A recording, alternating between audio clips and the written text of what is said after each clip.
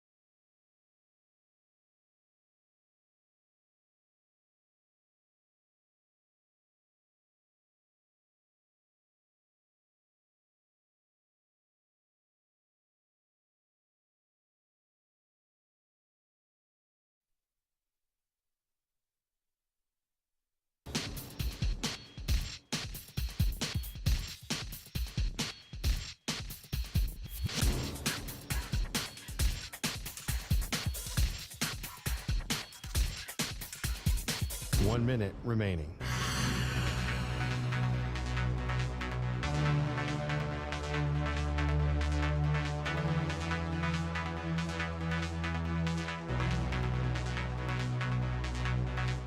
Forty-five seconds remaining.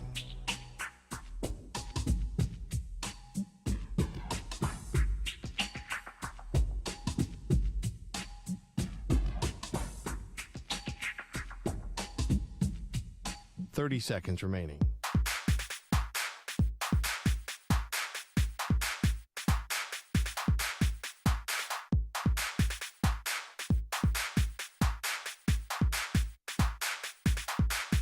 Fifteen seconds.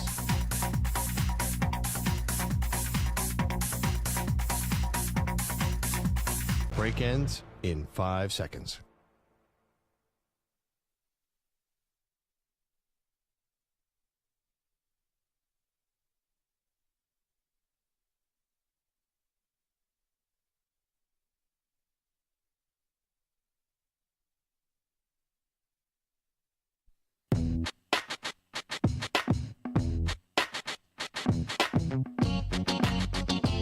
Jokic with the only ever 30-20-10 triple-double in the history of the NBA Finals, and Perloff is not impressed. It's so boring. Wow, and you're a massive NBA fan, so I feel like for you to say that. I'm not a massive 8-footer fan. I like high-flying dunks, very deep three-pointers. So I like LeBron James, I like Steph Curry, I like Michael Jordan.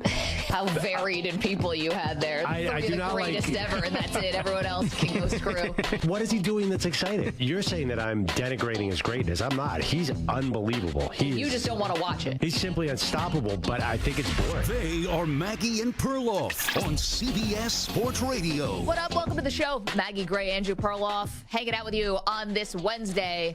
If you've been listening to the show at all, you know we've been doing our great debate series throughout the last couple weeks. This week, we're debating the greatest teams of the last 30 years. And today, Perloff, is the NFL, a day you've been waiting for a long, long time.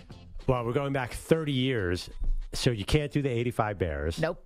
You can't do the 89. I believe it's the best Niners team.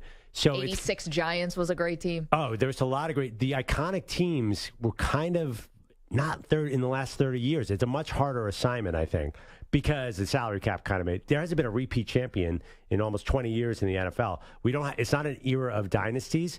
So I think this is a really interesting challenge. It was a difficult list, and yet again today, the list is under protest. Yep. Not by me.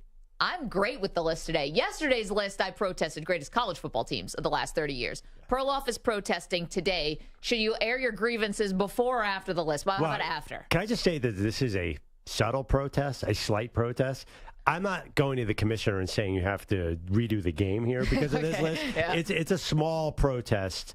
But I don't know if anyone's going to care because I'm arguing about something that's just a little bit different than yours. Okay. Why don't you get in the list and I'll explain. Let's do it.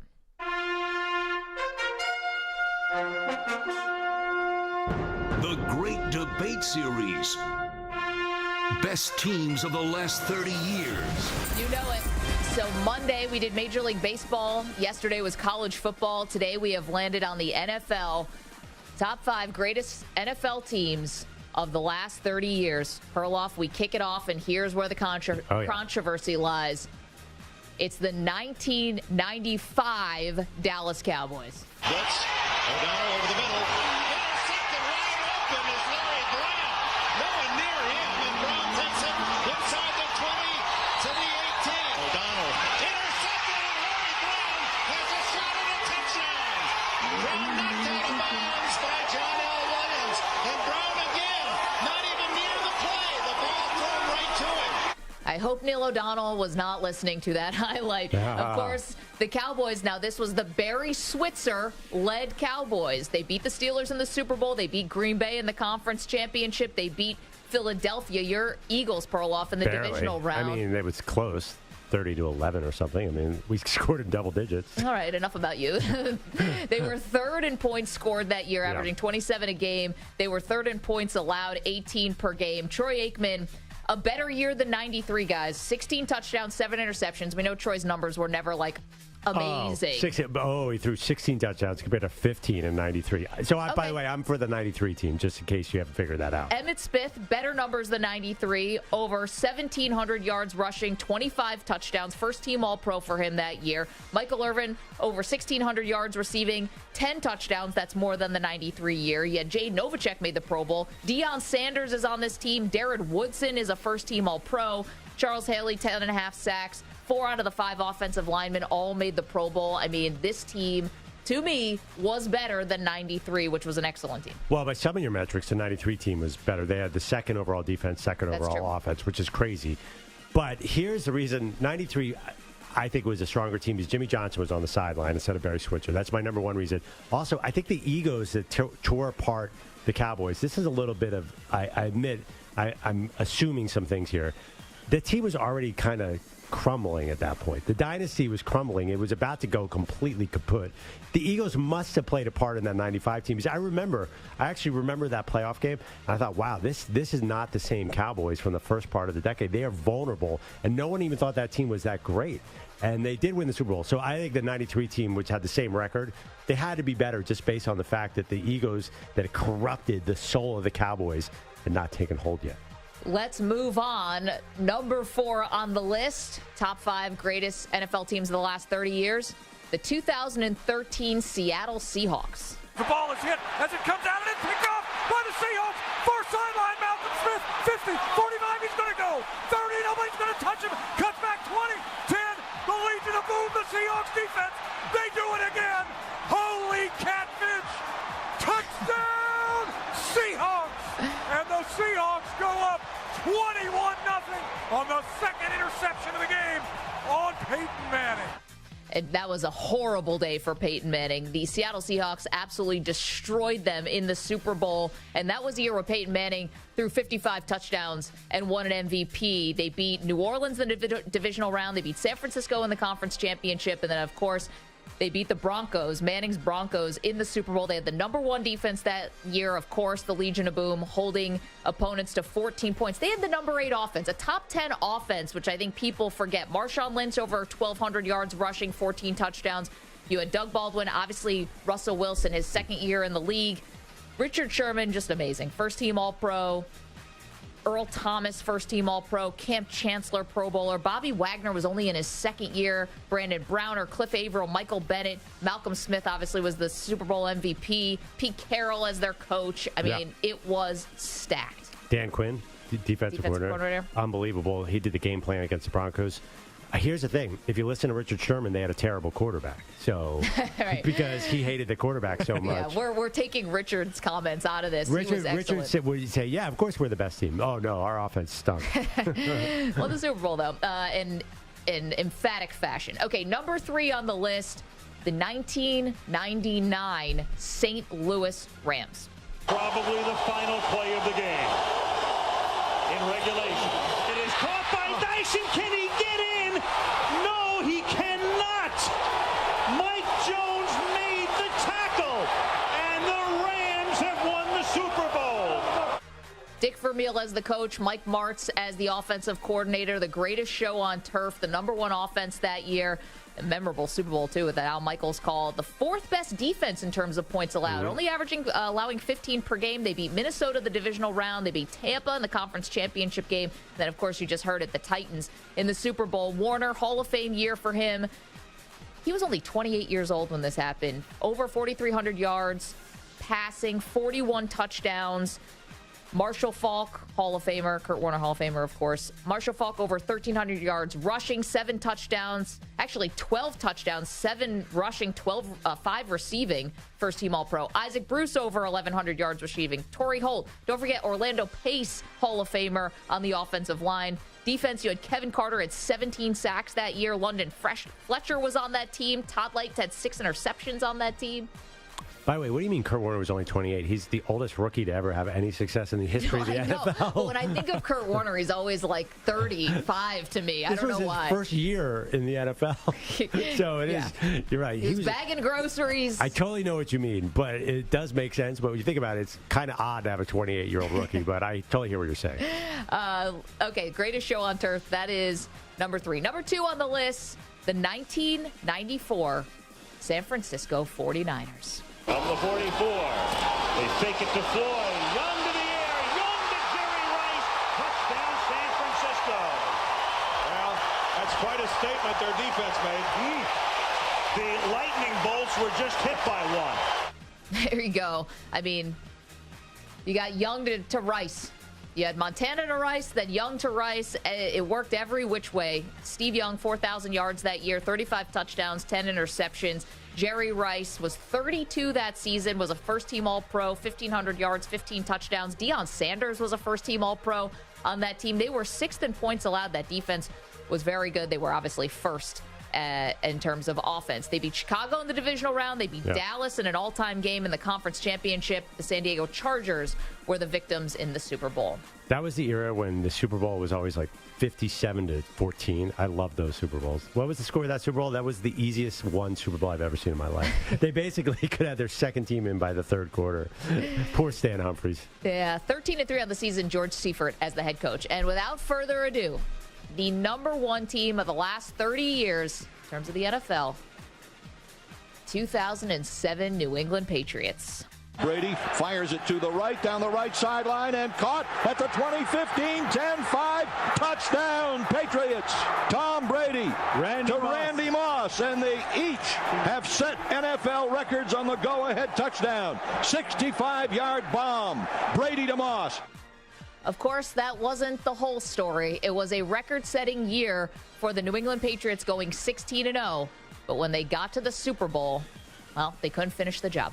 Here is Manning throwing to the end zone. Touchdown, Burris! Plexico Burris was wide open. The left side of the end zone. Only his second catch of the game. And the Giants are back on top with only 35 seconds remaining. Marv Albert on the call. And obviously you had the helmet catch, the David Tyree helmet catch was before that. I mean, they lost the Super Bowl, Perloff. I'm aware. One of the all-time disappointments after going 16-0 in the regular season. They were number 1 in offense that year. They were 4th in defense. Brady, phenomenal.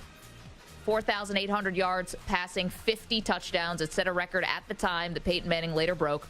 Randy Moss, 1,500 yards receiving, 23 receiving touchdowns. Wes Welker, Matt Light, Logan Mankins, Vince Wilfork, Junior Seau, Mike Vrabel, Asante Samuel, Rodney Harrison, Teddy Bruschi, Richard Seymour, Brandon Merriweather. It went on and on and on. This was the team. It just made the Giants' upset all that more shocking.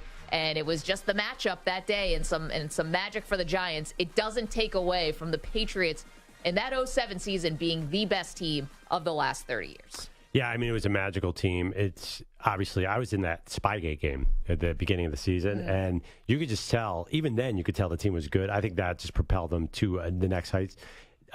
You know why? I think I have one reason why that's the number one Patriots team, even though they lost. Go ahead. Randy Moss. Yeah, I mean, listen, it's like you added a secret weapon to the dynasty, and I know they didn't win. They got him for nothing, too. I mean, Moss was like, in the doldrum, like kind of down in the dumps, and they got him from where? The Raiders? I mean, nuts. Yeah, I mean, the 2004 Patriots were obviously easily could have been on this list as well, but you're basically taking that team and adding the second best receiver in the history of the game, who was at the height of his powers, came back to the height of his powers. So, yeah, I know it sounds really weird to have a team that did not win the Super Bowl, number one. But I if you don't agree, call us, because I think that is the obvious choice. I don't know who else you would put above that team. They just couldn't finish the deal. Again, we're doing the last 30 years here, so no 1972 Dolphins. Like, we're not doing the 85 Bears today. We're doing the last 30 years. Yeah. So you're going to put another Cowboys team? Listen, you might be able to put a different Patriots team. Maybe three Patriots. I mean, the 2004 Patriots were 14-2 and just stormed everybody. They were really incredible. Good. But yeah, I mean, listen, I think the 2007 team would have beaten that team. You know what? One thing I was looking at this. The salary cap started in 1994 in the NFL, so that's why you had the Steelers and the Cowboys and the 85 Bears. Like, you can't do that now. You can't have a 5-year dynasty. So that's why the Patriots are so incredible. And this to me is the height of their dynasty, even without them winning. We did not put the Kansas City Chiefs on this list. We did not put the 98 Denver Broncos on this list, which I think is this, Mike Samter. I can feel you wanting to say something on the microphone. I've got two major bones to pick here. Hit us. Okay, go ahead. Two. I don't have an issue with the Patriots being on this list, but to be the best team of the number one team without winning the Super Bowl, I have an issue. Maybe make them third or fourth, but when you fail in that one game that matters, you can't be the greatest team if you failed when it mattered most. I would rather them go 15-1 and win the Super Bowl than go 16-0 and lose the Super Bowl. It's not even a question. 14-2, 13-3, they would have been better. So I don't like them being number one on this list. So who would you put number one then? I would probably put the 94 49ers or the 99 Rams as the best team. I would also, in all honesty, I would put one of these recent Chiefs teams. Maybe number one, number two. I mean, the Chiefs are loaded everywhere. Okay, so here's the thing about the 2019 Chiefs, which would be the team you'd put on, right? I mean, last year's Chiefs, great story. They're starting multiple rookies in the Super Bowl. I don't think anyone believed last year was like the all-time great team. No. You need a Tyreek Hill, Travis Kelce team. Right. So that's the 2019 team that beat the San Francisco 49ers. I mean, they were the best team all year, and they just rolled through, and they beat everybody. And, like, I look at, for example, the 2013 Seahawks. They were huge underdogs going into that Super Bowl. So, yeah, they were like... Huge underdogs? What was the spread? They were underdogs for sure. Well, that's because Manning had an all-time year. Right. And remember, the first snap of the game goes over his head. It's a safety, and Seahawks never look back. Never look back. But going into that game, I don't think anyone considered those Seahawks an all-time great team. They had an all-time great game against an all-time great team, but they were a very good team. I don't think they belong on this list. I think that the Chiefs should supplant them, and I think the 2007 Patriots should be a little bit lower just because they couldn't do it when it counted. See, I think that that Seahawks defense, though, has become like an iconic defense. These guys were all so young when they were doing that. We always talk about the Legion of Boom as like younger than you think they are. Richard Sherman right now is like 32. Like, it's wild. But I think they were such an iconic defense, and that was such a big, emphatic win over what was a very good Denver Broncos team. Yeah, so Denver was favored by 2.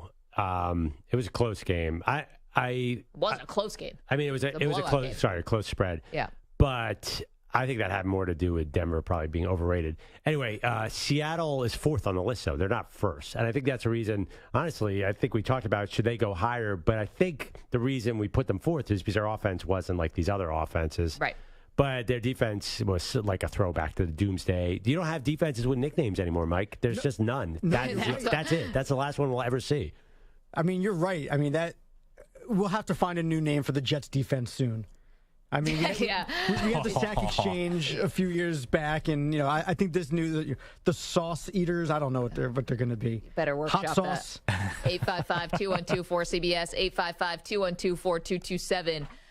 Okay, so there you go. The 95 Cowboys, number 5. The 2013 Seattle Seahawks, number 4. The 99 Rams, the greatest show on turf, is 3. 94 San Francisco 49ers is 2. And the 2007 Patriots upset by the New York Giants in the Super Bowl. Doesn't matter to Perloff and I. They still top the list. It's so funny. I think we're learning something here. If there is a nickname for your team, you're moving way up the rankings here. If we had any access to the Steel Curtain or the Doomsday or the Killer Bees, because greatest show on turf, I mean... But I think it was the greatest show on turf. It was so revolutionary. There's a bit of a narrative aspect, too. They made a movie about Kurt Warner's life. It's an incredible story, and the team just killed everybody. Yes, they totally slowed down in the playoffs. Oddly, their offense did nothing in the playoffs. Yeah, but style points to me doesn't matter when it comes to the NFL. Like, you know, maybe college football, does style points matter? Not in professional football. But if you're doing a greatest, you don't count a blowout in the Super Bowl as important to rank these teams? I think that you win, you win. You win, to me. I don't know. They're all professional athletes. I mean, it's different. But here's the thing. Had they won that game, had the 2013 Seahawks won that game on a last-second field goal or close Still the game, same. I don't think we would have looked at them the same way. The fact that they destroyed the Broncos, who had the best offense we'd ever seen, or one of the best offenses we've ever seen, I thought that was what that really was notable. But let's also, listen, we can't look at this all in a vacuum. Seahawks should have won a second one. So it's not like this was a fluky team where it was like, oh, this one and done thing. They should be 2-time champs. Yeah, I mean, the Patriots should have won 9 Super Bowls. But not that one. The Patriots should have lost that one. You can't say it's a result-based thing because we're doing the top 5 teams of the last 30 years. We're 30 Super Bowl winners. So we have to go on style points. Otherwise, it's a 30-way tie for number 1. No, it's 29 Super Bowl winners. Our number 1 did win the Super Bowl. I don't think we can rule style. I understand what you're saying. A win is a win. But I think that was the year they beat Tampa Bay 11-6 in the NFC title game, which is such a weird result because it was such an amazing offense. But, hey, give him points. Resiliency counts, Maggie. Grit. We're all about grit. We always say that around here on the Maggie and Perloff show. We say it all the time. We do. 855-212-4CBS, 855-212-4227. So there you go. There's the list. Let us know what we got right and what we got wrong. You can also find us on Twitter at Maggie and Pearl. Instagram, Maggie and Perloff. We're on TikTok and Threads and something that Mark Zuckerberg hasn't even thought up yet. We're already there. Good for us. 855-212-4CBS. It is Maggie and Perloff. Don't move. More reaction. Plus, you thought you had enough Aaron Rodgers in your life? Oh, you ain't seen nothing yet. Get to that. Don't move. Maggie and Perloff, CBS Sports Radio. You're in a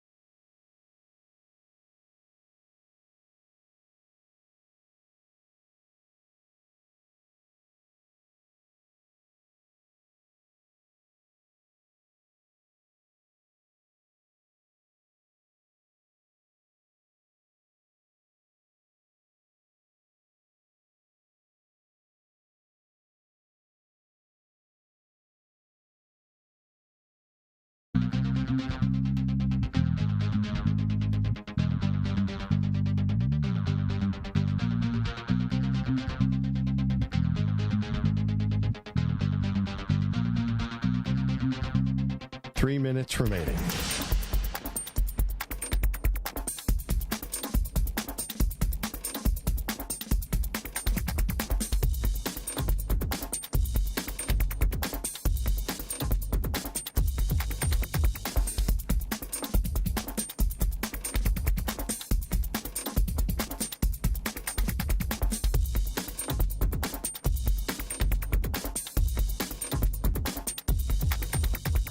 Two minutes, 30 seconds remaining.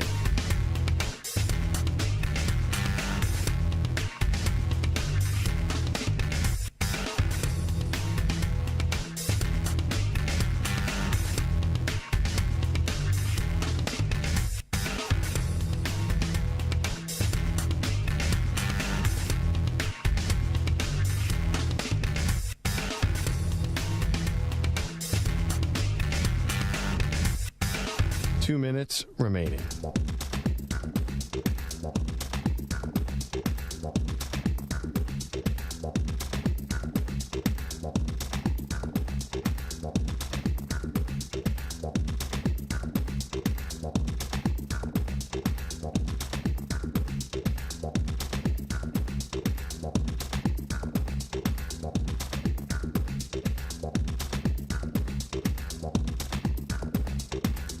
One minute, 30 seconds remaining.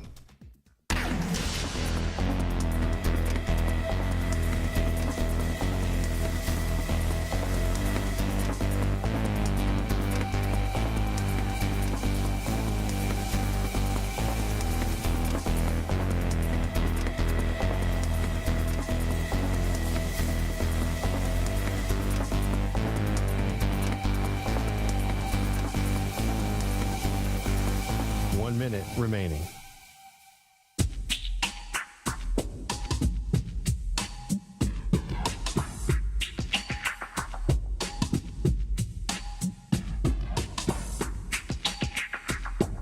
Forty-five seconds remaining.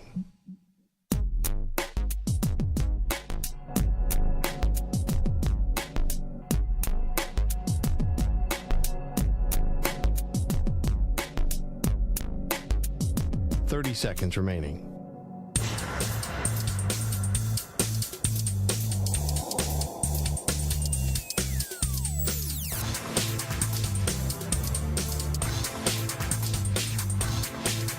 Fifteen seconds.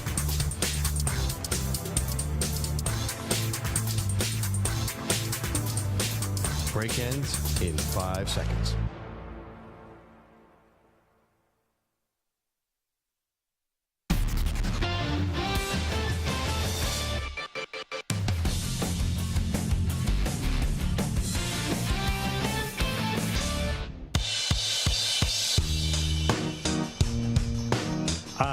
Welcome back to Maggie Bro. Sorry, Maggie just asked me a question. I did tweet the lists out there. If you follow at Maggie and Pearl, you can see the list, or at Andrew Perloff, or at Maggie Gray. Are you under protest?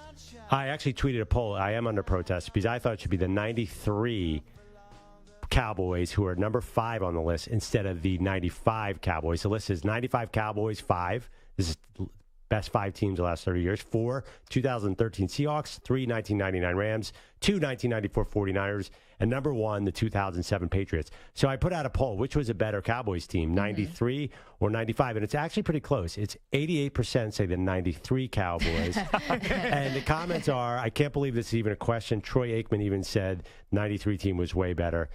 I just think that the players are awesome on the 95 team, but you're telling me like the insanity of that team must have affected the on-field product at some point, because everyone was like, "Oh my God, I can't believe they squeaked one out with Barry Switzer." Listen, they were all. First of all, Barry Switzer, a good college coach. Let's not, totally pretend like they got, Nathaniel Hackett and put him in there. It's he took a dream team, won one lucky Super Bowl, then the team just disappeared off the face of the earth. Well, free agency, they were getting a little older. I don't know, when all the stars' numbers are better in 1 year than they are in a year after that. And listen, if you want to call in and tell me that you think that the Buffalo Bills were a better Super Bowl opponent than these Pittsburgh Steelers, I'm all here for it. I'll listen to it all day, but they weren't. That being said, that Steelers, if Neil O'Donnell could just throw to the right team, they would have won that game. They didn't even look that good in the Super Bowl. Let's go to the phones. 855-212-4CBS, 855-212-4227.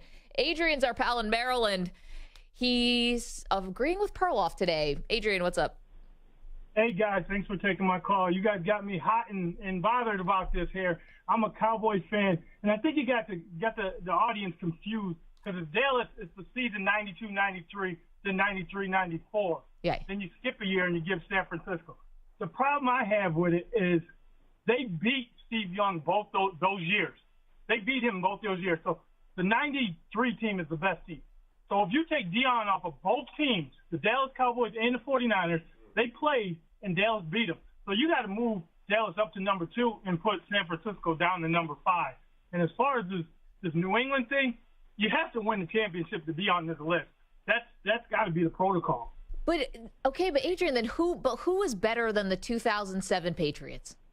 They're the best team of the last 30 years. Obviously, it was the Giants were better. No, they weren't. The Giants barely made the playoffs that year. They were 9-7. But Maggie, did they win the Super Bowl?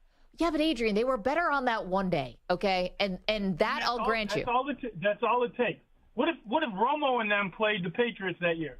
That's the year that Romo lost to the Giants because of the Cabo, right? Yeah, it's a Cabo year. Mm-hmm. Could they have not beat New England that year? No, the Cabo Cowboys were not beating New England. You think they were? But the Giants just beat them. Yeah, but the Giants just beat them. The Giants happened to match up. First of all, the Giants went on an all-time heater.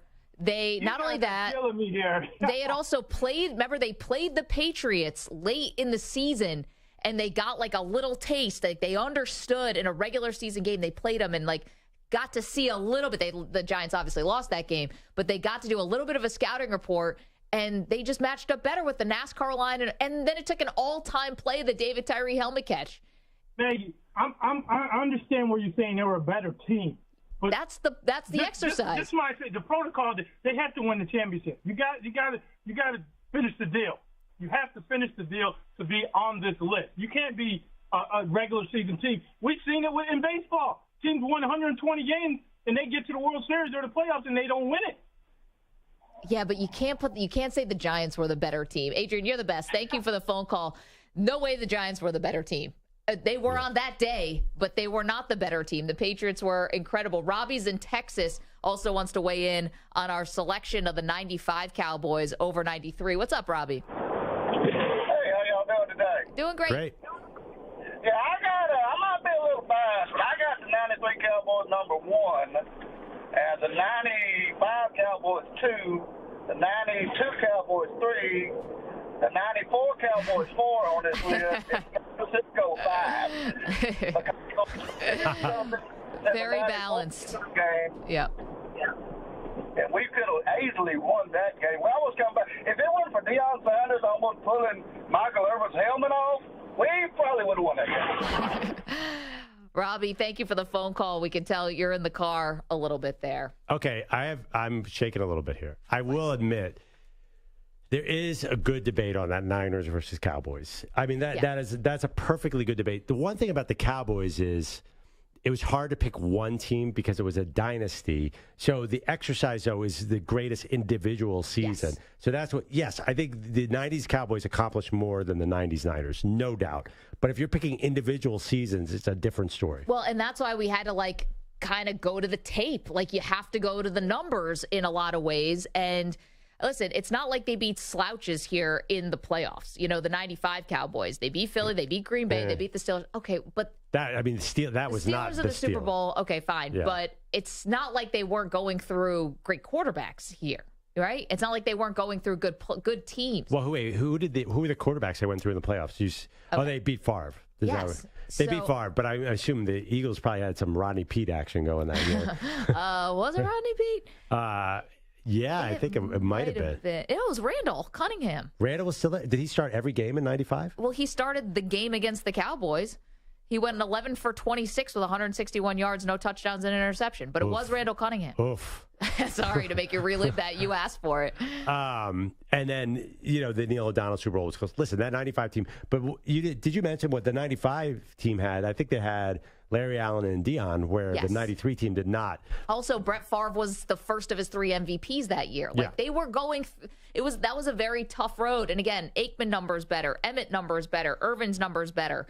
And you had Dion on the team. But you did it. The bottom line is you had Jimmy Johnson on the sideline for one and Barry Switzer on the other. Now, it was Jimmy. I agree with you on one thing. It was Jimmy Johnson's team in 95. But to actually have him coaching, I think, is an advantage. I have to think that's an advantage. Listen, this is the reason why Jerry Jones still is the way he is to this day.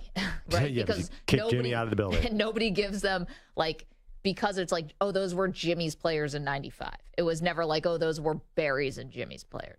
Jerry's players. Absolutely. Yeah. It's funny, though. I mean, we almost started laughing when we talk about Barry Switzer's team. It is because it was so talented. It was so crazy talented. But you're like, and they won despite Barry Switzer being their head coach. It's just, someone had to roll the balls out, as they say. Switzer was the guy to do it. Yeah. I mean, listen, if we did college football yesterday. If we'd gone back 50 years, Barry Switzer Oklahoma teams. Of course, with Sanders and Thurman Thomas. I mean, yes, definitely. He's a good coach. That was Oklahoma State. Oh, Oklahoma State, sorry. Yeah. But, yeah. No, it's Sims and... it's Sims, sorry. Yeah. And also, too, that was a college football year where you could build a dynasty the old-fashioned way. You could buy your players. No, now you can. It's just right. You could buy them under the table. Now you have to buy them over the table, which means it's a lot more complicated this way. Now you have to pretend that you want them to endorse your car dealership when before you could just take money from the car dealership and give it straight to the player. It was a much simpler time in college football. No doubt. Ack, how do you think we did on our list here today? I like it. Yeah? Yes. No bones to pick? No beefs? Even up with us putting the 07 Patriots as number 1? I'm sorry, one more time? The 07 Patriots are number 1. They didn't win that year, though. We're aware. So you said you liked it, and you didn't even hear the list, basically. No, I heard what I was here for. But the 07 Patriots, but I thought we established, though, that you had to win. We did not establish that. I established that. No, we did that with baseball. We gave a slight edge to the World Series teams over the 116-win Mariners team. But the truth is that Mariners team just wasn't that great. Well, Jeff Nelson, who pitched on that Mariners team, also blessed that decision. Yeah, that was a little different. Hey, what do you think about 93 versus 95, the Cowboys? Jimmy Johnson team really versus the Switzer team? I like 93. I thought if Plan B, free agency didn't begin, the Cowboys would still be winning championships. Yep. That is actually in all these lists. There were so many more dynasties in the 80s because you could keep everybody together than you ran into trouble. Now, I also think I thought you could have, and I think you could have, put the 2006 Colts on this list. Ooh, I don't know about that. The Super Bowl Colts on this list, I thought, had a consideration. The 96 Green Bay Packers, I thought, had a big-time consideration. Yeah, I think those Broncos teams, especially the 98 Broncos, we mentioned that. Well, here's the thing, but to start with the Colts. The Colts always won 14 or 15 games. Okay, but the Patriots also built a lot of their records on a bad AFC East. And that Colts team, if I remember correctly, they were terrible on defense. In the playoffs, Frank Sanders? Yeah. Bob Sanders. Bob Sanders had just an incredible postseason, but for the most part, their defense was kind of a sieve that year. No. I thought so too, and I had to go back and look at it, and it was not as bad as I remember. They actually, 23rd out of 32. But okay. Pretty not great. To do that in the AFC South to be 20, that's unbelievable. Like, who are they going against all year? And you say that it was like the Patriots, but the Patriots would get in the playoffs and kill everybody. Was that Mark The Colts Brunell? would get in and lose every year. And not only that, they beat one of the worst Super Bowl teams in the history of the sport. Well, okay, the Bears were nothing, but they also had to beat the Patriots on their way there. Yeah, if you play them 100 times, you're going to beat them once. The Colts are like the Braves. Yes, they're so similar. A lot of great teams, good division titles. Yeah. So did they have those two defensive ends then? Mathis and Freeney, I assume, were there. So they did have some defensive players. They definitely did.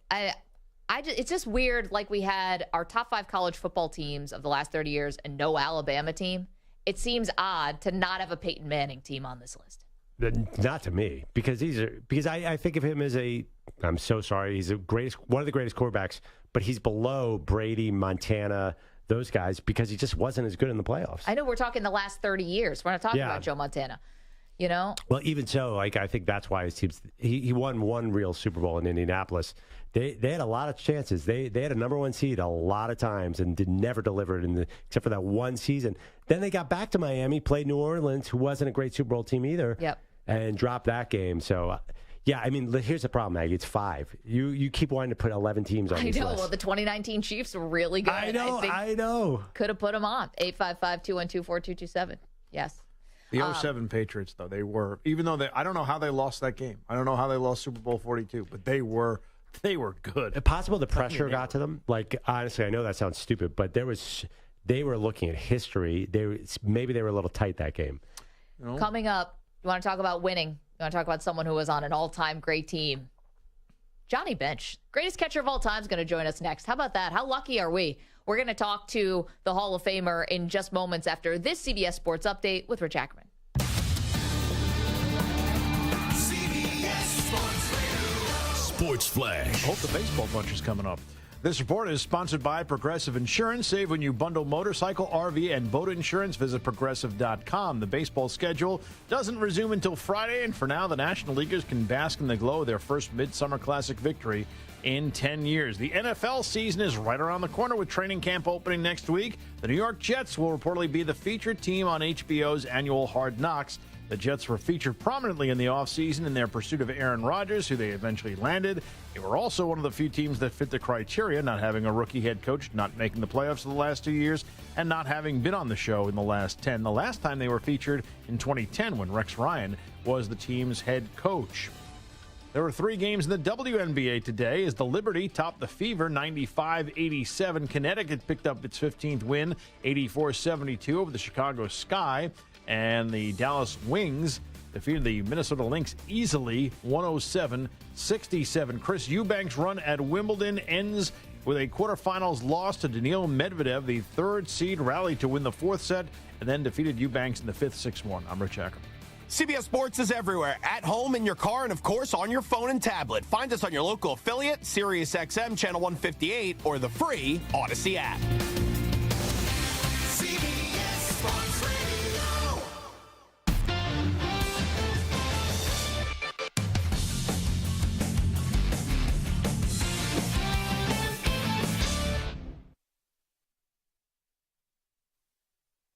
You're in a 5-minute break.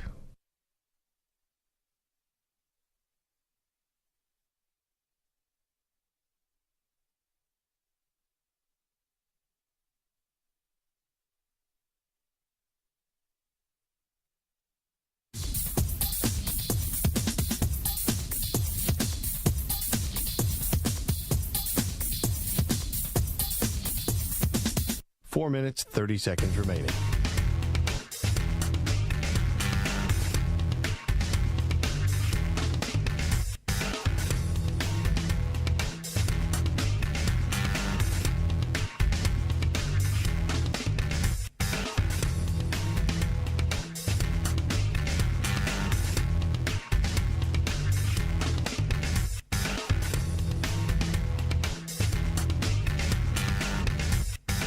Four minutes remaining.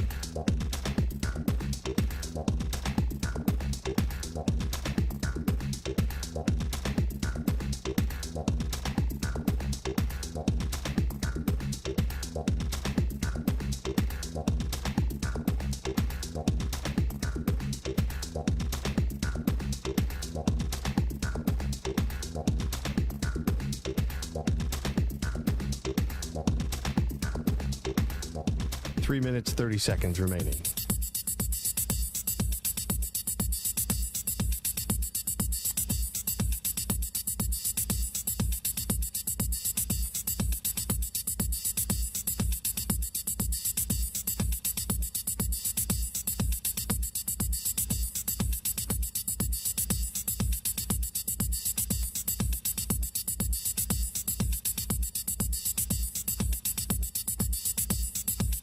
Three minutes remaining.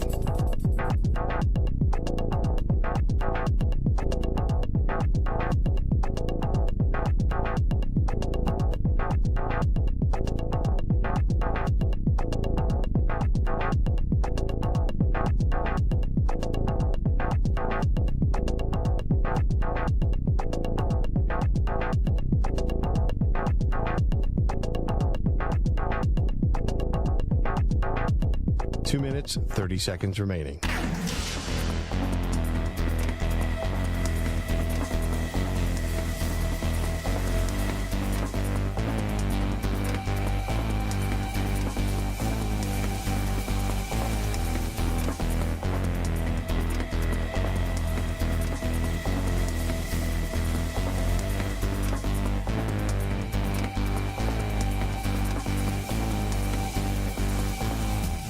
Two minutes remaining.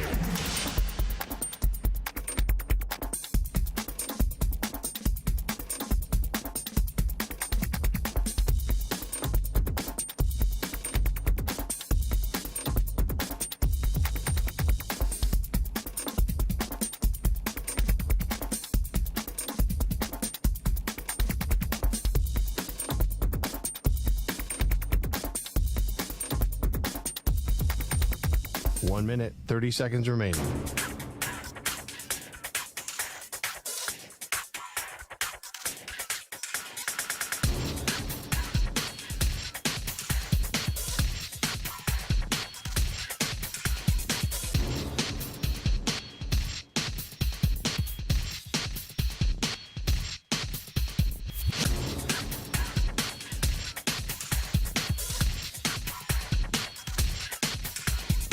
One minute remaining.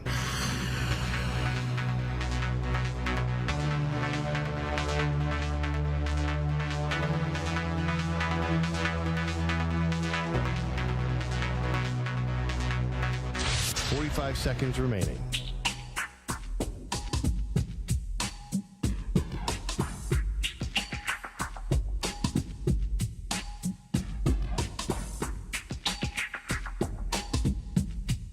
Thirty seconds remaining.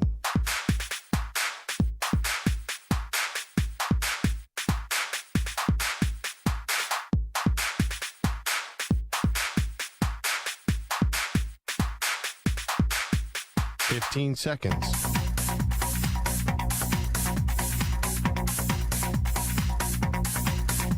Break ends in 5 seconds.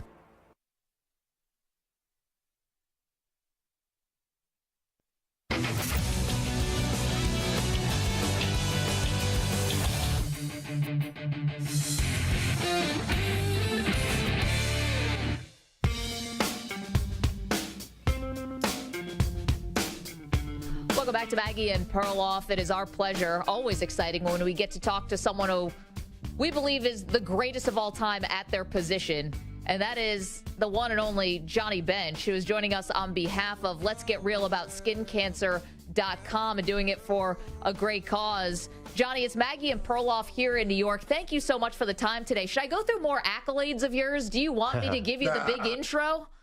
Nah, you got to be. The young ones wouldn't know anyway. They're all right now. The Hall of Famer and all the guys, and it's so great. It's so exciting now and everything today. Yeah, I'm used to was. It was a great decade. It was a great century. We're not saying that. You're saying that. You know, the Hall of Famer, the two-time MVP, two-time World Series champ, World Series MVP. There I go. Greatest catcher of all time. You know, Johnny, we're watching the All-Star game last night, and it's a lot of fun. You got the Julio Rodriguez at bat, which was great at the end of the game, hometown guy, but something was missing out of that game. And it was Ellie De La Cruz from your Cincinnati Reds. I feel like he should have been in that game. What do you think? Well, my kids were talking about it as well. They're not even really baseball fans. They like tennis and soccer and board Xbox and stuff like that and everything else. How come he's not playing? And I said, well, you need some time. You know, there's a lot of guys that really deserve this. And I said, I know one thing, everybody would have loved it. I mean, he's kind of the National League Ohtani right now in some respects as far as the excitement that he's brought to the game. I mean, that the other day, Andrew, he stole those 3 bases. Yeah. And I think you just sat there with your mouth open. I mean, people are texting me. I'm watching the game back and forth. You know, I got it on in my MLB. And I'm watching the game back and forth. And then people are texting me, did you see that? And I had to go back and do it. And it's like, and then I'm watching the next day and he's playing shortstop. And, you know, he's 6'6". He can do everything that's going on. And it's brought such energy and excitement. But it's, you know how you sometimes just everybody pulls along and they're in the toe and they follow that along. And of course, McLean and India and Steer. And I mean, it's even Joey Votto, who was Lazarus, where did all of a sudden he came out and he's hitting home runs. And this team, if it had enough pitching, they really can make a big statement in the second half. Johnny, do you remember any shortstop being that tall when you played? Oh, hey, Andy. I'm sorry, Andrew. Either is fine. I remember. We call him worse, Johnny. I was in the 8th grade. They had an exhibition game in Oklahoma City, and the one of all things that was being talked about was a guy named Ron Hansen. Now you have to go back and look at the Chicago White Sox, an exhibition game in 89er Stadium. I think it was that he called it that time. Anyway, he was 6'6", and it was like nobody's 6'6" and plays shortstop. And then now what we've seen has come along, and here he is. And he's graceful. He's athletic. I mean, that's the thing. All these kids are so athletic. 4 or 5% body fat. We had 14 or 15% body fat, and we never pulled a muscle because you can't pull fat. It's all known that you can't pull an oblique. Nobody ever heard of an oblique until they started working out.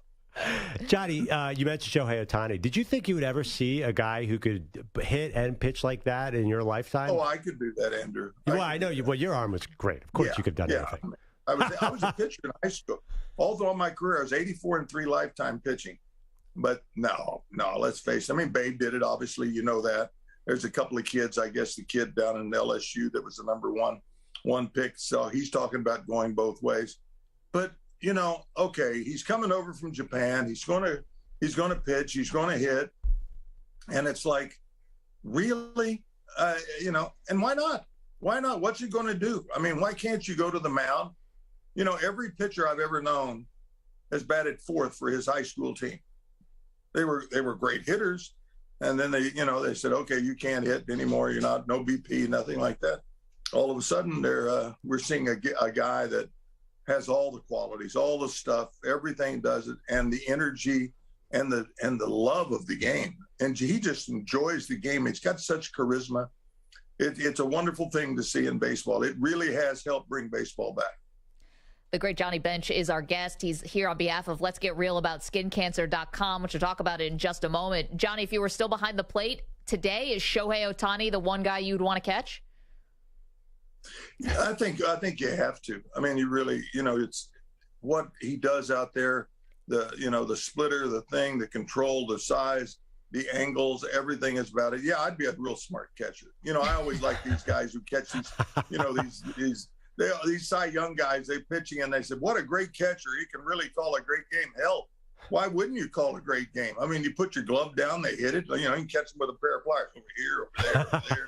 And let's throw the change up and it would be just exciting to see what his stuff is. And then, here we are, we got guys, going at 98, 99, 102, and just to see, what it would be like to do it. And of course, we know that the major league hitters, they can time a jet plane. So you just can't keep throwing it or pounding it in there. You got to have something else. And he has a lot of something else. So, Johnny, they made it easier to steal bases with the new rules. Do you like the new rules? I mean, as a catcher, you must be a little annoyed by the fact that you limit the number of pickoff attempts. Andrew, back in my day, we had Maury Will stealing 104. We had Lou Brock stealing 118. Or here comes Henderson, and those Pirates. My gosh, then you got to tie a rope around them to hold them down at first. These took off. The Astros took off. They had 4 or 5 guys that were stealing bases. Didn't matter at any time. But now we're only talking about here's the guy who's going to lead the league with 80. Yep. And, and I think the Reds, I saw some stat the other day that they've already stolen 123 bases. And, guys are taking off and, you can't throw over. I think the length of the game was the biggest problem. The pitch clock is absolutely wonderful. Yep. The batter getting in the box is wonderful. I got so tired of it. I'm still, and Maggie, maybe you can help me. I see them get on base, they get a hit, and they start going, and they do. I mean, I don't know. The celebration. Yeah. It's the charades, but they're hitting 180. And they act like, yeah, I got it, baby. I'm here. It's me. Yeah. But the cameras know to go on them. They love the excitement. They love the energy, and the kids love it. And the young people are starting to flock back to baseball. So it's paying dividends. Johnny, I'd be one of those people. I'd be doing the electric slide at first. I'd be two-stepping to second, all of that. You are joining us on behalf of Let's Get Real About SkinCancer.com. This is something that's close to you. You were diagnosed with basal cell carcinoma. It's a non-melanoma skin cancer. Now you're trying to bring awareness to others, especially during the summer months. Yeah, I've teamed up with Regeneron for the second year. We had such great success last year of getting the word out. And being I had some blisters under my eyes, both eyelids. And I was dealing with my eye doctor, and he said, I don't like the looks of those. You should see your dermatologist. Well, I go see them. He does the biopsy, finds out. He does and it doesn't always end up with Mohs surgery, but I had another one on the side of my head, one in my chest. And it doesn't always end like that, but getting ahead of it and seeing your dermatologist. So by going into our website, Let's Get Real About SkinCancer.com, you actually can find problems. They can freeze some stuff. They can do some stuff. You can do your own self-analysis. I think my first thing my dermatologist said when I saw him was old age and sunshine. And, that's what we are. And there's golfers out there. There's landscapers. There's people that are in the boating down here in Florida and everywhere else. Just apply your sunscreen every 2 hours. That's still not going to guarantee you. You need to still have your own self-inspections and have someone look at you, a spot, a mold, something that's not healing or something has changed colors. And, if you find that non-melanoma skin cancer early, find it. And it can be treated and very successfully is what we're finding out. Again, awesome. Let's Get Real About SkinCancer.com. Johnny, thank you so much. All right, Johnny, I become a huge Red fan this year. You'd be so proud of me. I am so into this team. He's a bandwagon Phillies fan who's now likes Ellie De La Cruz. I was a Hunter Green fan, by the way, before anybody. There you go. Okay. Yes. Johnny, thank you for the time. Appreciate it. Yeah, come back when the Reds are in the playoffs. Let's have a party. Let's do that. Yes. Yeah, we got it all. Let's get real. Absolutely. Thanks, Johnny. The Hall of Famer Johnny Bench, greatest catcher to ever live. Phenomenal. Oh, yeah. It's so exciting to have the Reds be good again. Remember Ken Griffey went there? And that was supposed to be the Reds' renaissance? It's been a long time. They're one of those forgotten teams. Ellie De La Cruz, I like what he said. You knew something was happening with Jonathan India when he won Rookie of the Year, but yes. I think that he's described it very well. He is, in a sense, the Shohei Ohtani of the NL because we've never really seen a guy who's 6'5", who steals home and can hit the ball 450 feet. Unbelievable. Man, it's time to Ask the Pros, where you guys can ask us a question, brought to you by O'Reilly Auto Parts. All you got to do, tweet your question at CBS Sports Radio or at Maggie and Pearl using the hashtag #AskThePros. Be listening later in the show when we might answer your question. You got to think O'Reilly Auto Parts for all your car care needs, guaranteed low prices, and excellent customer service from the professional parts people at O'Reilly Auto Parts. That's so fun. What a gem. Talk to Johnny Bench. How lucky are we? The best. We're lucky today. We've got a couple more guests who are phenomenal. Ahman Green's going to join us in the next hour. Former Nebraska running back, Packers running back. And then in the third hour of the show, Mike Martz, the former Rams coach and the offensive coordinator, greatest show on turf. Are they on our list of the top 5 greatest NFL teams of the last 30 years? We'll recap it next. Don't move. Maggie and Perloff, CBS Sports Radio.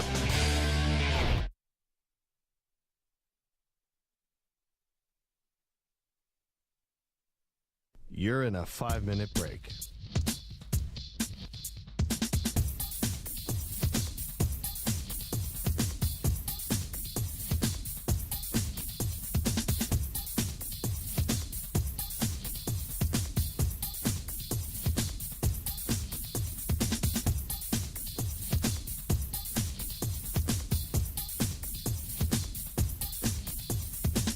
Four minutes, 30 seconds remaining.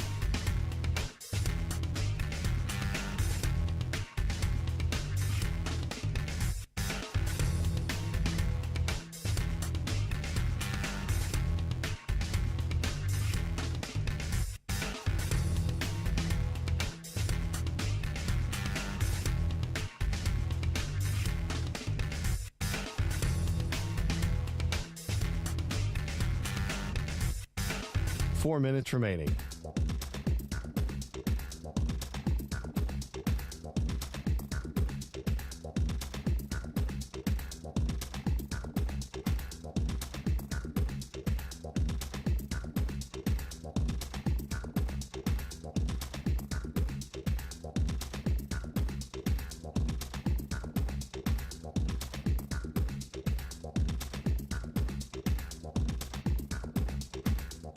3 minutes, 30 seconds remaining.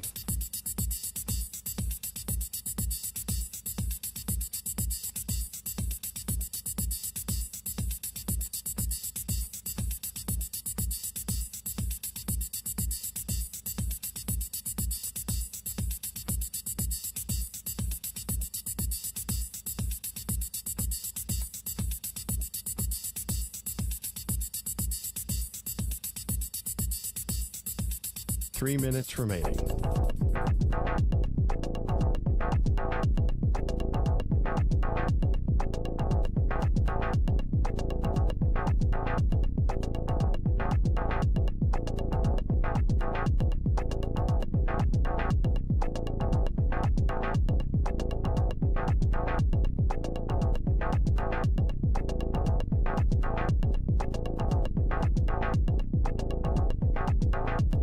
Two minutes, 30 seconds remaining.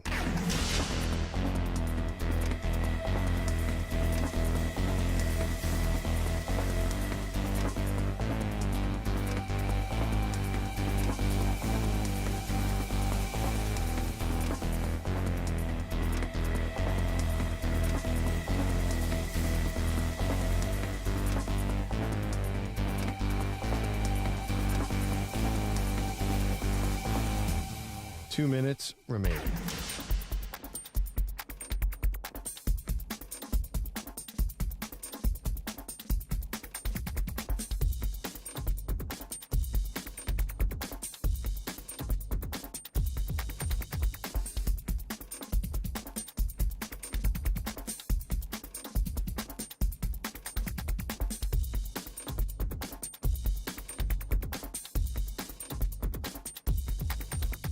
1 minute, 30 seconds remaining.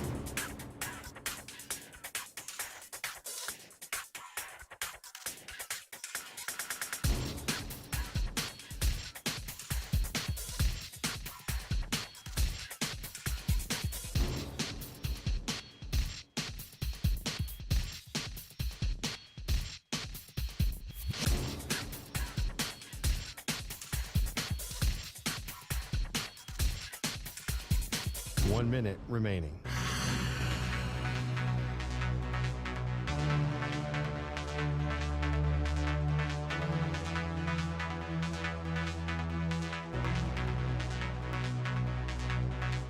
.45 seconds remaining.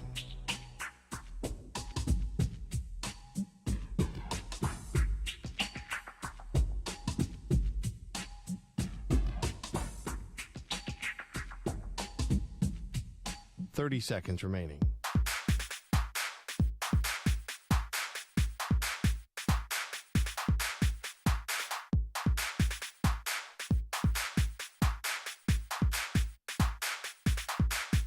.15 seconds.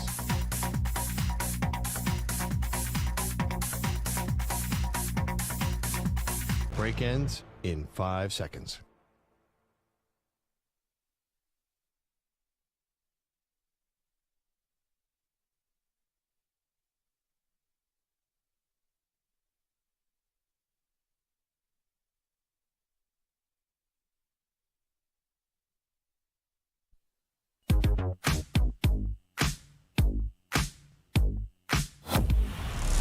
I thought me, Stu, Xander, Perloff all want to destroy the Carson Wentz poster. Nope. Uh-oh. And it turns out now someone's trying to throw dirt in our eyes. Not someone from day one. This is my poster. I do not want to see it destroyed. Perloff is talking about doubling down and not just making this a Carson Wentz poster, but a Carson corner. We can't do it, guys. Please. Part of me is intrigued as to what's going to go into the Carson corner. No, don't do it. No. I never thought of calling it the Carson corner, but now I'm into it. Do you understand what kind of bad mojo that's going to bring to this studio? I think it should open up to other Carsons as well. Carson corner is going to be amazing. Stop. They are Maggie and Perloff on CBS Sports Radio. Yeah, we are on a Wednesday. Maggie Gray, Andrew Perloff, and you hanging out. You want to watch the show, youtube.com/CBS Sports Radio is where you can find the Weirdos, the Purple Drinkers in our chat. We continue our great debate series today. Top 5 greatest NFL teams of the last 30 years. Well, let's do it.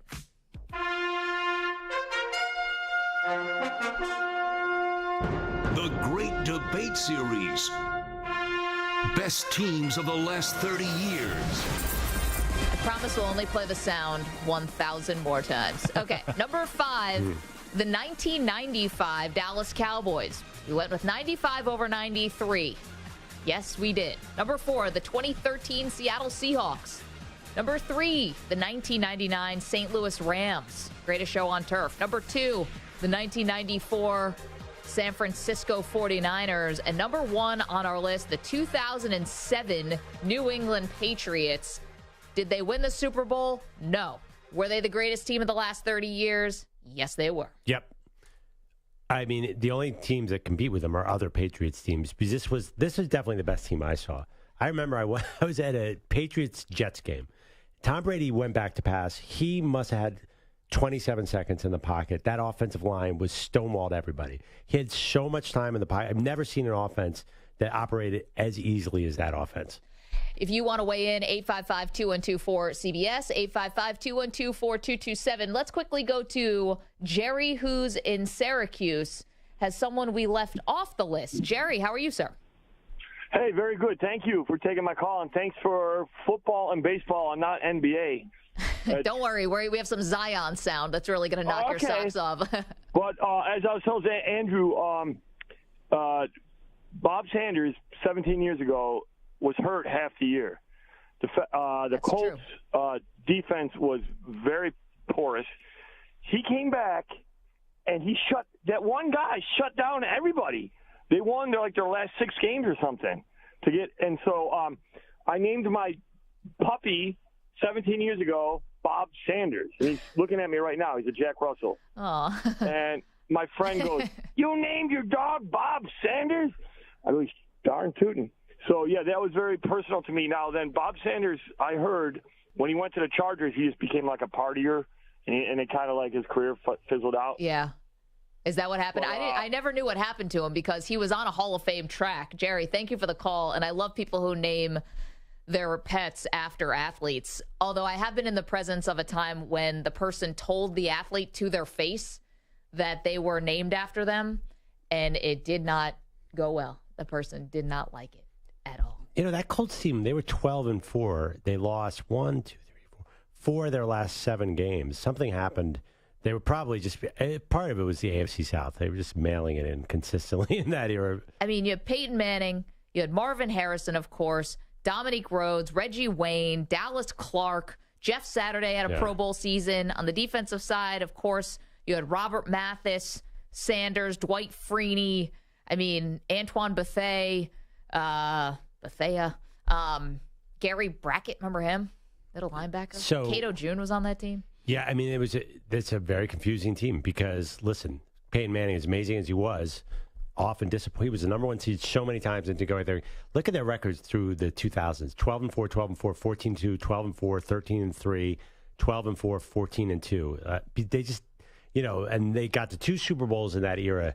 Do you consider that era a bit of a disappointment, considering they had all those wins and they had Peyton Manning? Yeah, but it's not.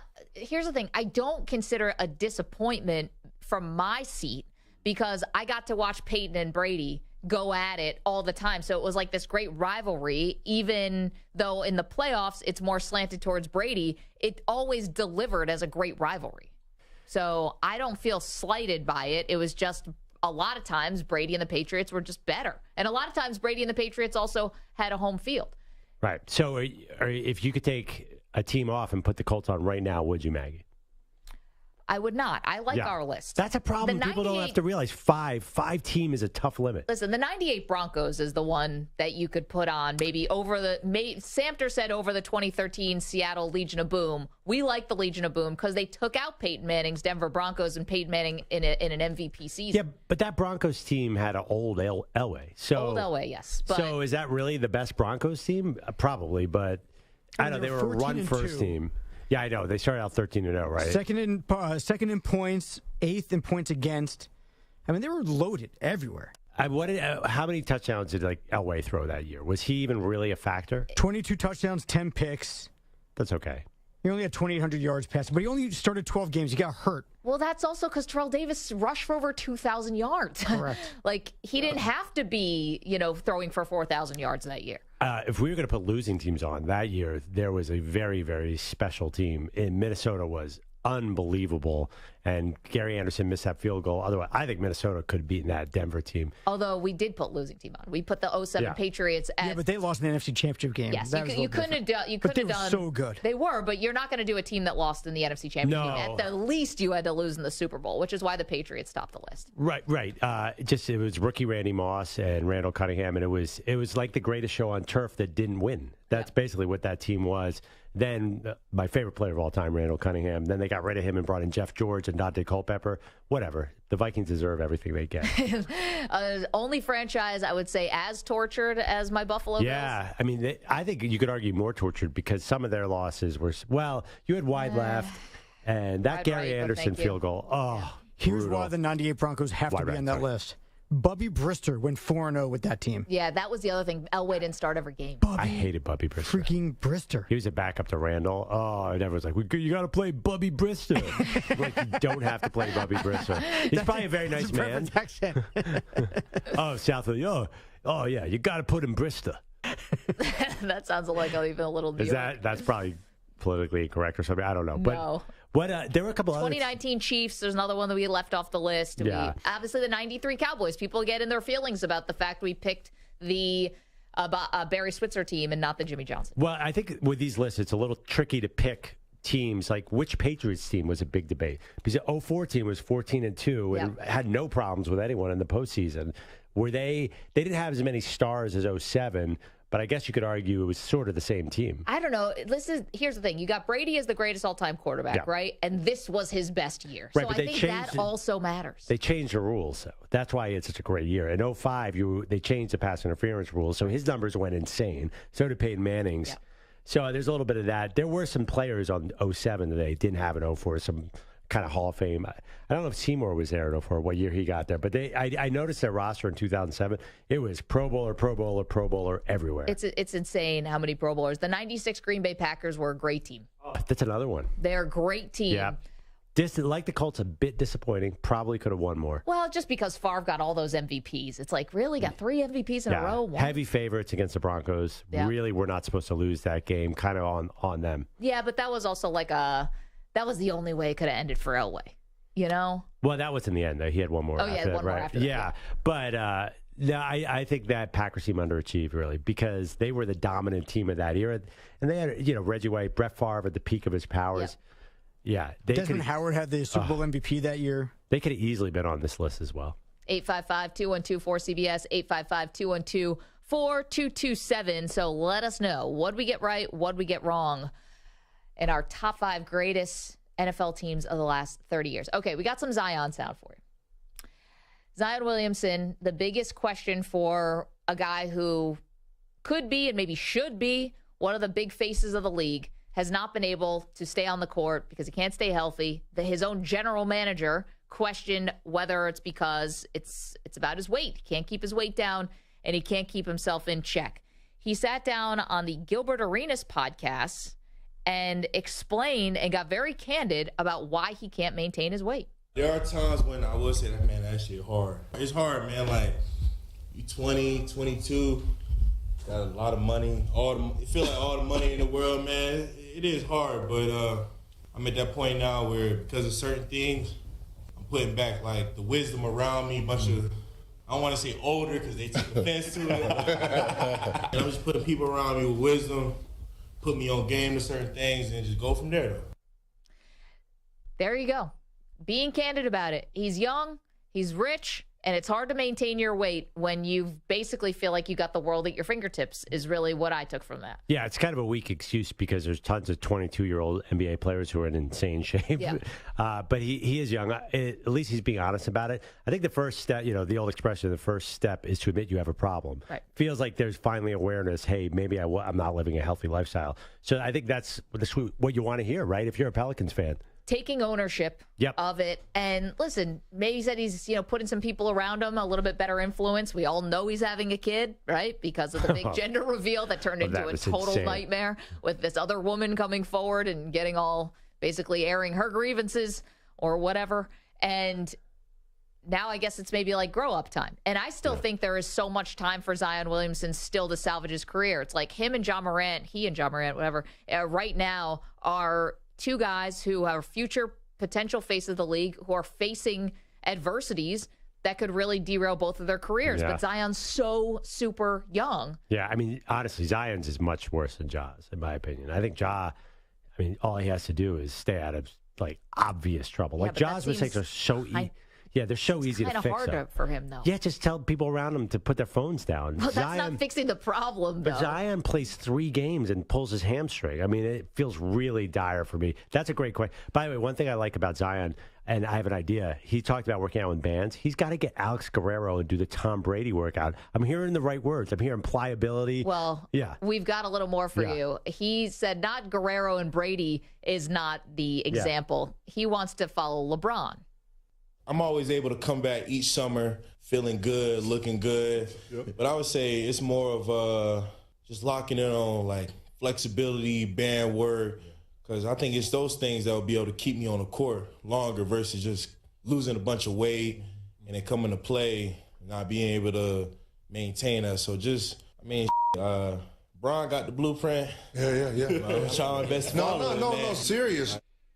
There you go. I love it. No, and it's the Brady formula too. If you're playing pickup and you see a guy with a band on the sideline warming up, you're like, that is a big nerd, but he is definitely not going to get injured right now because he's working out with a band. It's a surefire way not to get hurt is have a band. And so the guy who shows up all jacked and looks ripped, you're not afraid of that guy. The skinny guy with the band. Oh yeah. I work out with this one guy who's a really big time 3-on-3 player, and he calls it the ACL prevention band. Now, that makes me nervous even saying that, but he does a series of exercises to warm up his knee, and, he hasn't gotten hurt yet. I'm sorry. I just got distracted for a second in the chat. Two-Ton Tony says, it looks like I just came from the hospital. Does my dress look like a hospital gown today? No. That's the right answer. Thank you. Not so much. Does it look like I came from the hospital? Maybe I'm fine. Maybe it does on camera, but not in person at all. Okay, thanks. So I'm like, first of all, the day someone comes from the hospital, probably second to the day someone gets a mugshot, is probably the worst you can possibly look. And, like, at least if he was making a comment, it was about the dress and not how you look. I think it was both. Oh, that's Yikes. Yeah, I disagree with Two-Ton Tony in both facets. Thank you. 855-2124-CBS. Let's go to the phones on our top 5 greatest NFL teams of the last 30 years. Bill's in Denver. Bill, are you ready to throw us over the cliff for not having the 98 Broncos on the list? Yeah. I get Perloff. He's clueless half the time, even though he's like my doppelganger, according to my wife. But Maggie, your takes are usually good. You left 96, 97, 98 Broncos. Those 3 years, I know they lost to Jacksonville in 96, but that was just they were arrogant, even though it was probably their best team. 97, they went and beat the Packers, who everybody said they were going to lose to. And then 98, with to Bubby Brister to everything else, still almost run a perfect season until they just checked in the last 3 seasons. That team would have beat almost everybody except for the earlier, probably pre-30-year Cowboys.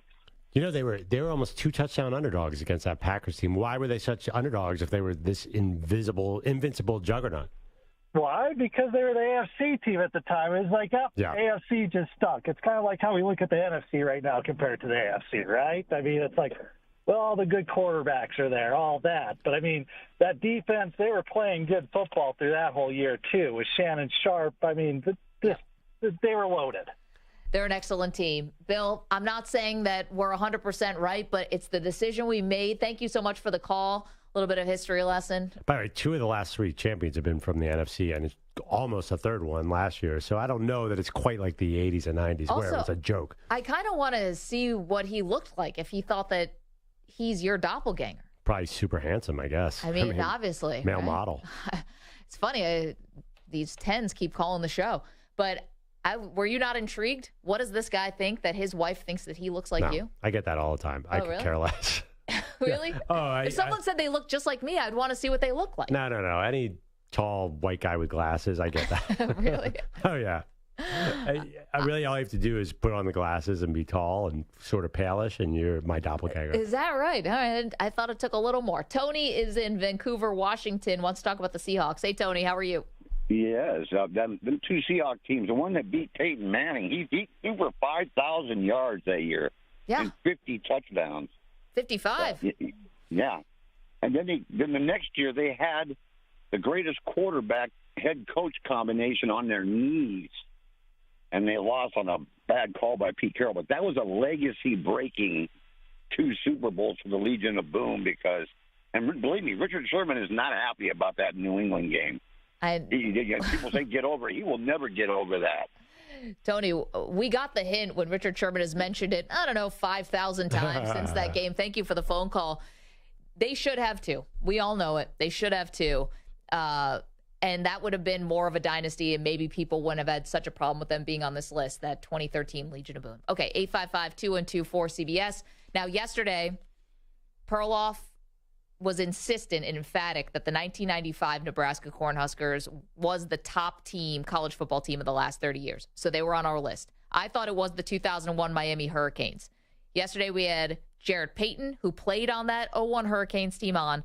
So today, for the rebuttal, Ahman Green, who played on that 95 Nebraska Cornhuskers team, also Green Bay Packers running back, 4-time Pro Bowler. He's going to join us next. We'll talk about college. We'll talk NFL. Don't move. More Maggie and Perloff, CBS Sports Radio. You're in a 5-minute break.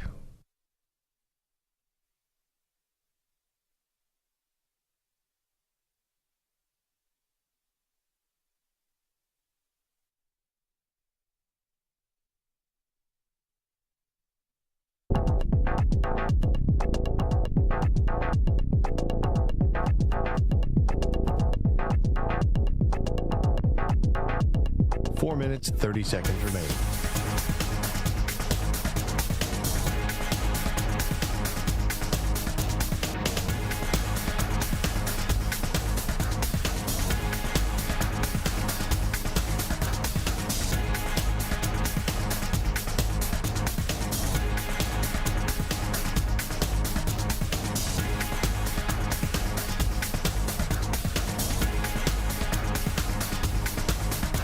Four minutes remaining.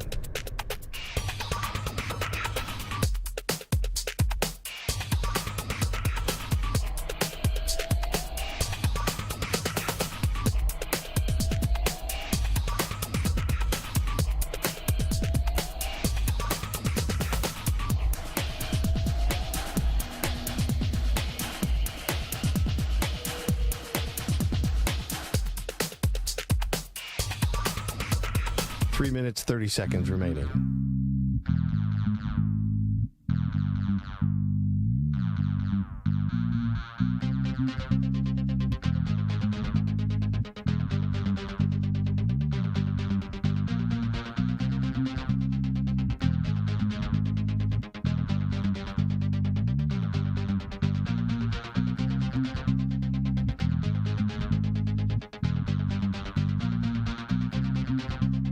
Three minutes remaining.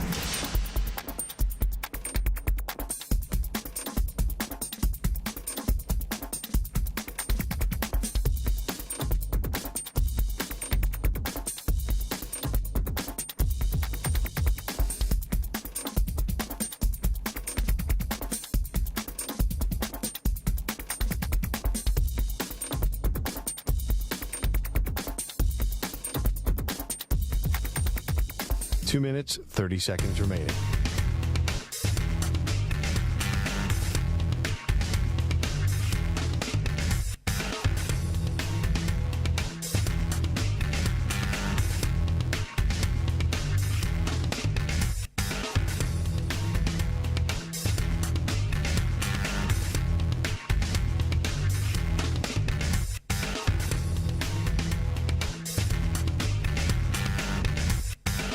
Two minutes remaining.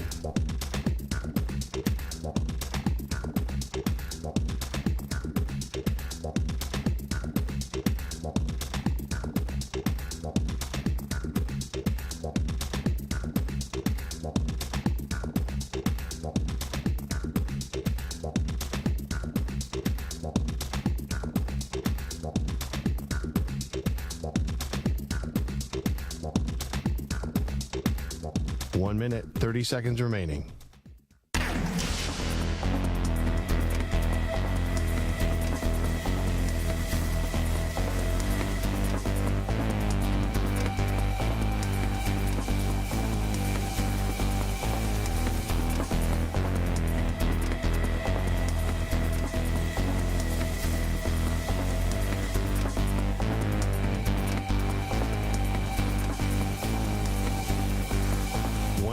remaining.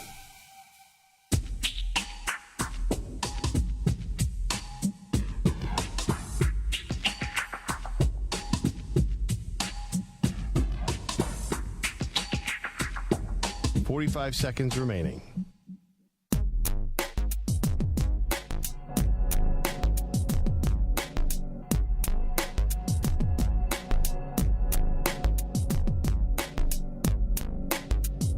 "30 seconds remaining.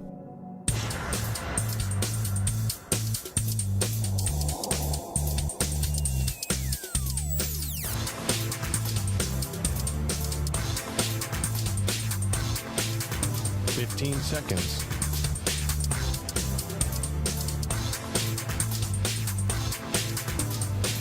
Break ends in 5 seconds.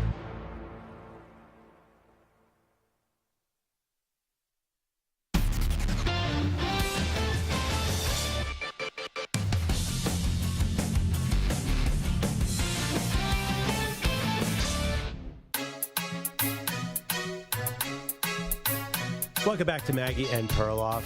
You know, it's one thing that we have a player that was on one of the greatest college football team of all time, and he's also has played on some of the great NFL teams. I mean, he is perfect person for this week. And, of course, I'm talking about four-time Pro Bowler Ahman Green. Ahman, tell Maggie how great the 95 Nebraska Cornhuskers were.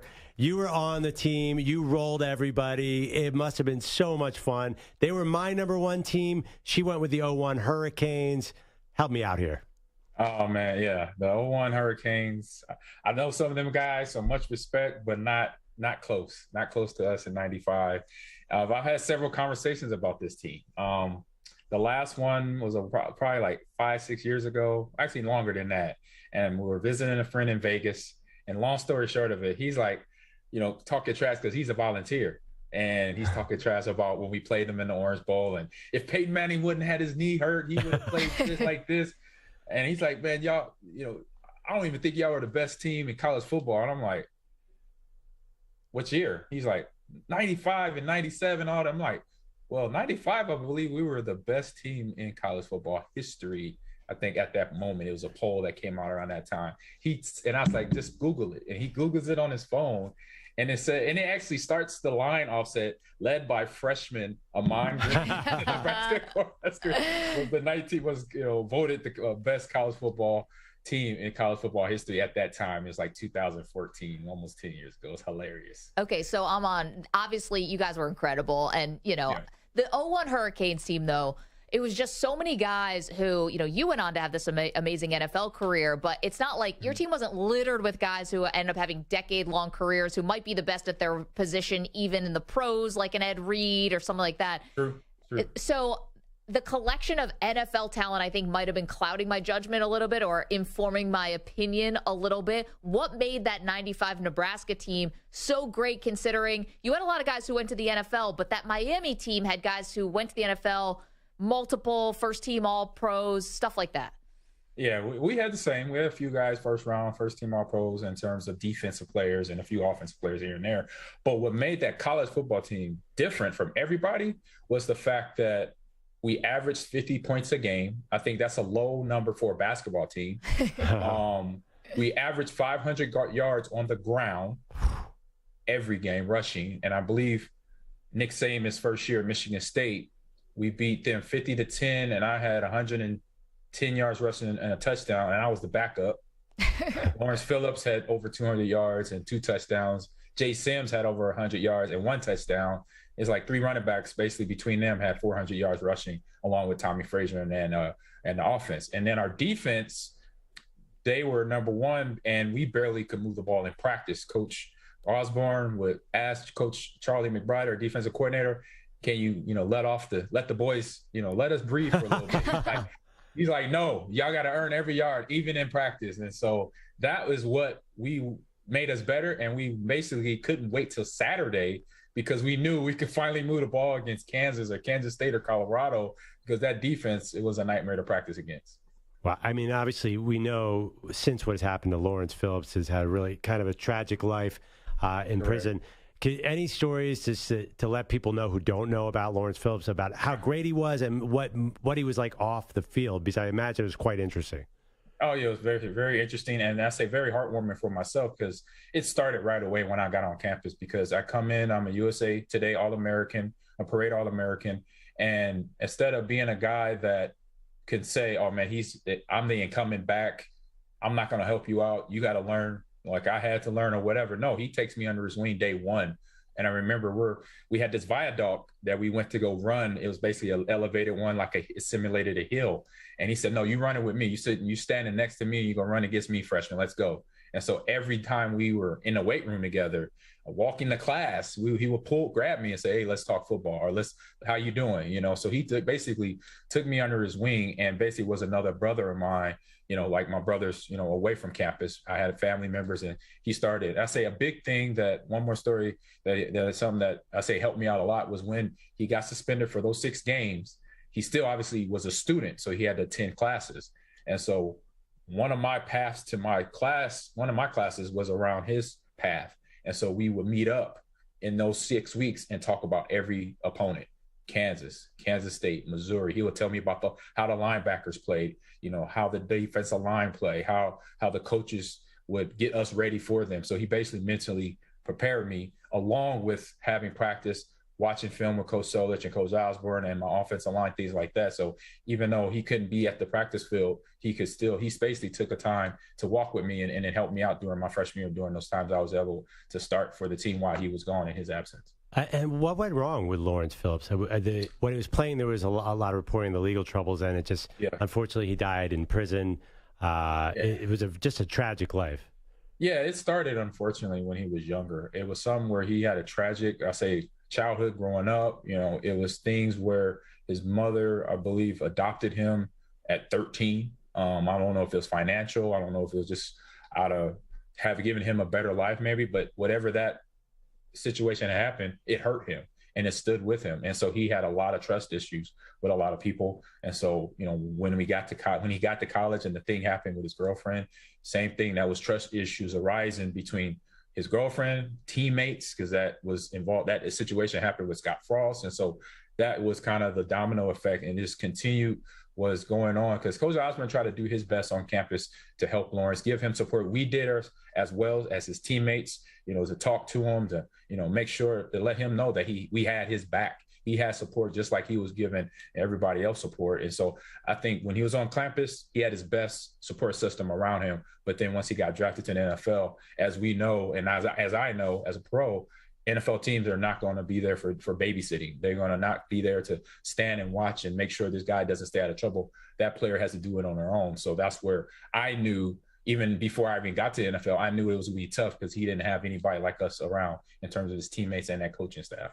Ahman Green is joining us, 4-time Pro Bowler, national champion. We've been talking about the greatest college football teams of the last 30 years. We named as a show the 1995 Nebraska Cornhuskers, of which Ahman was a star. They're number one.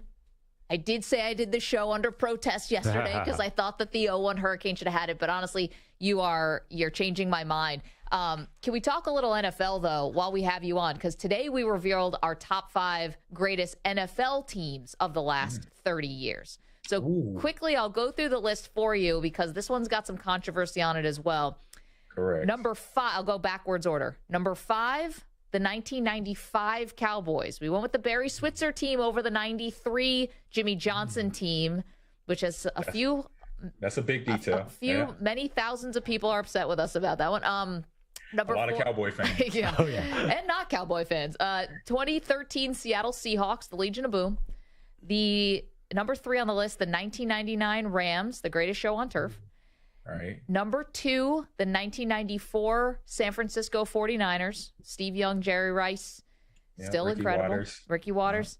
And number 1, we put the 2007 New England Patriots, even though 16-0. 16-0, but lost to the Giants, obviously. The David Tyree helmet catch will forever live in infamy. So we left off the 98 Broncos, which people have been upset about. And, of course, we 85 left off Bears. Well, no, only the last 30 years. Oh, 30 years. Yeah. That's right. Yeah, That's so 93 was our first our year we could cutoff. consider. Got it. Left Ooh, off the 06 Green Bay Packers. Left off the 2011 Green Bay Packers. And the Ravens, too. The Ravens we left off. They had a good defense, too. Yeah. Ooh. So you got 49ers. We've got the Patriots. What do you think about the Patriots? Can they be the number one team of the last 30 years, even if they didn't win the Super Bowl? I would say it'd be a hard case because of that not winning, but a positive case going 16-0.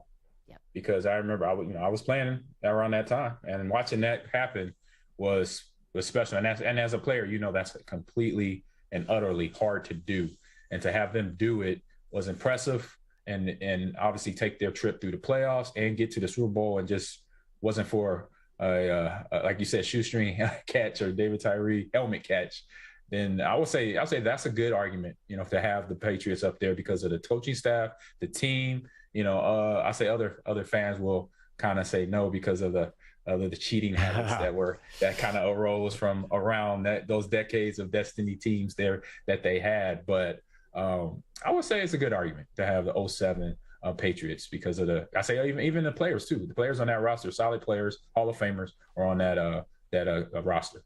I watched video of your Cornhuskers team running out of the tunnel, and I said to myself, well, this game's already over. You just see this team run out on the field, it's over. Was there ever an NFL team an opponent that ran onto the field who has had so much confidence that I think teams get this era of invincibility? Did you ever run into a team like that you said, whoa, they are just tough?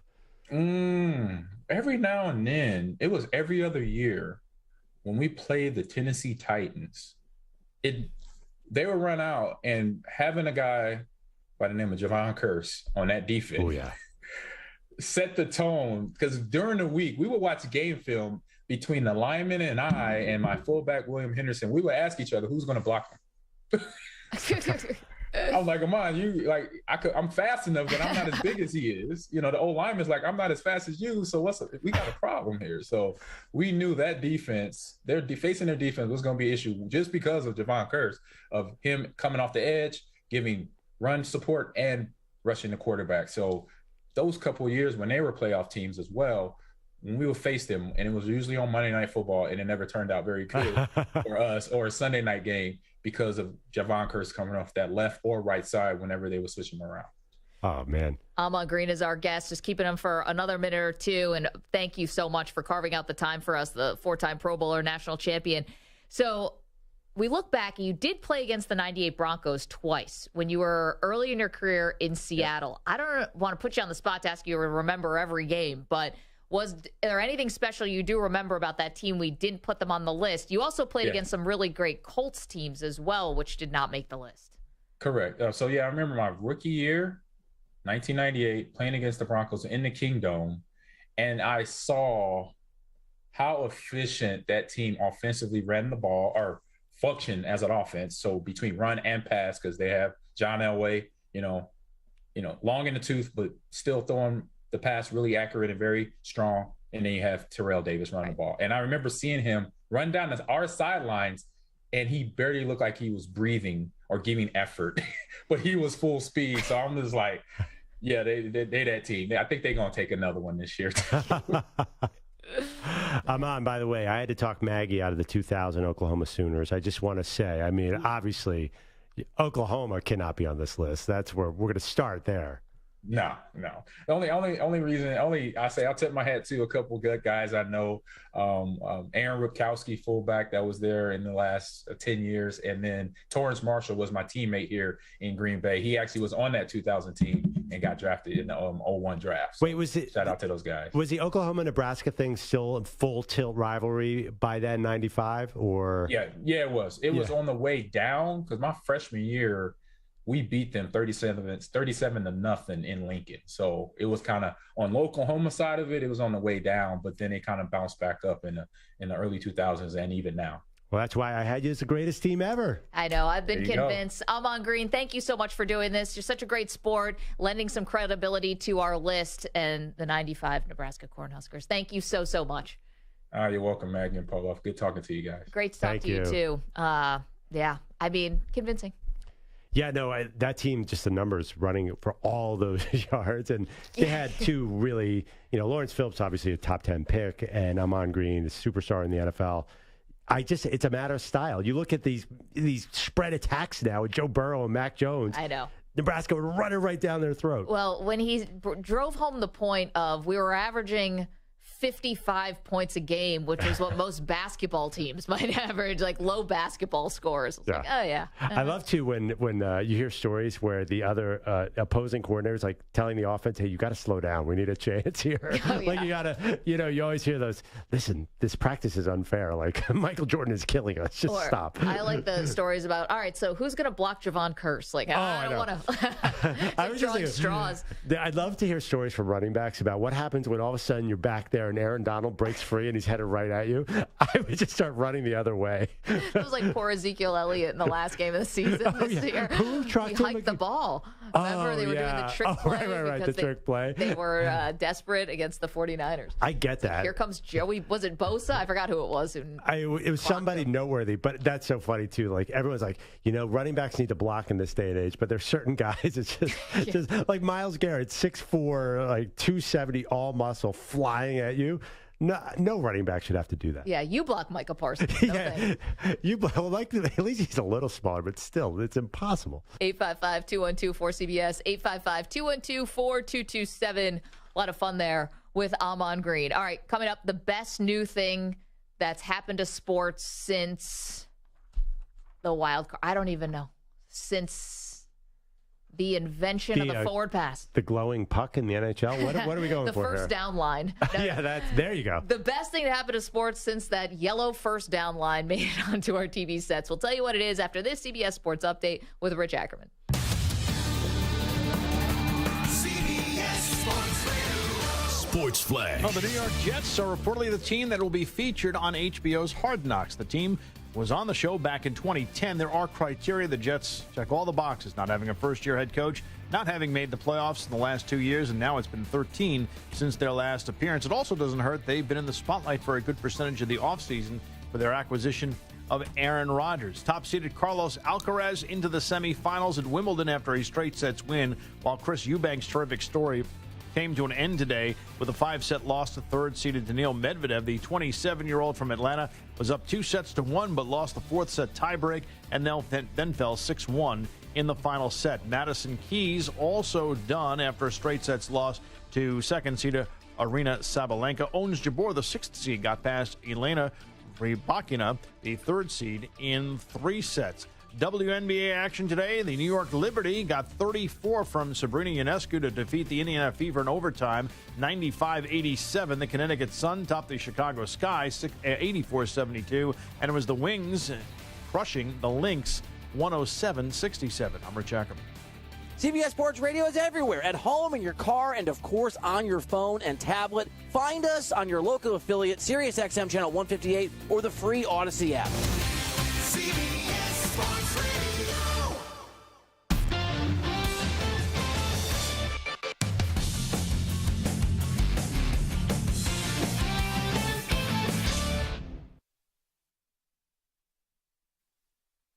You're in a 5-minute break.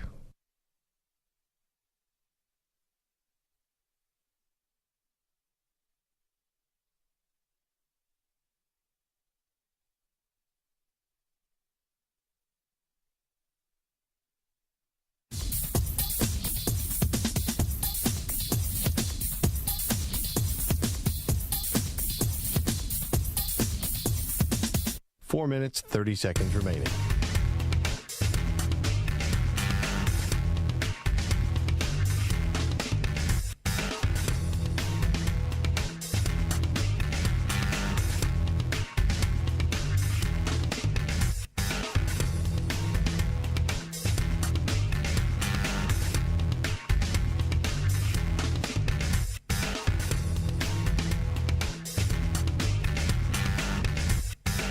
Four minutes remaining.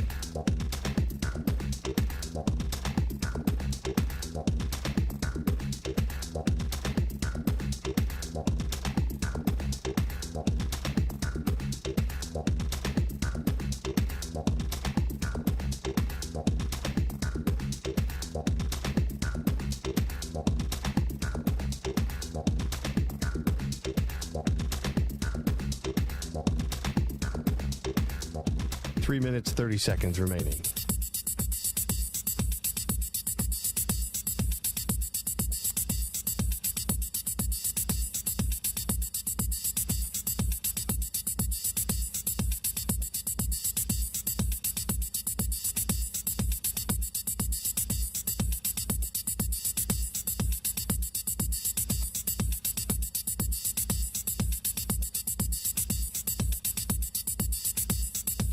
Three minutes remaining.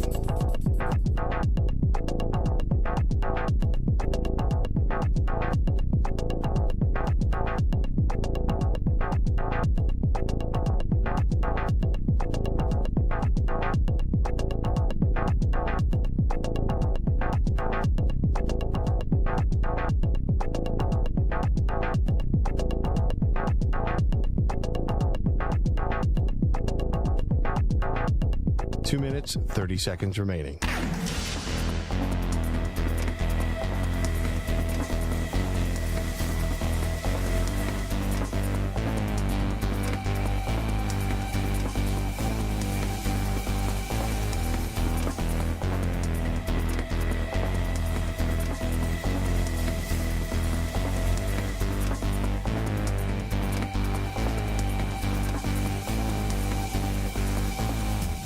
Two minutes remaining.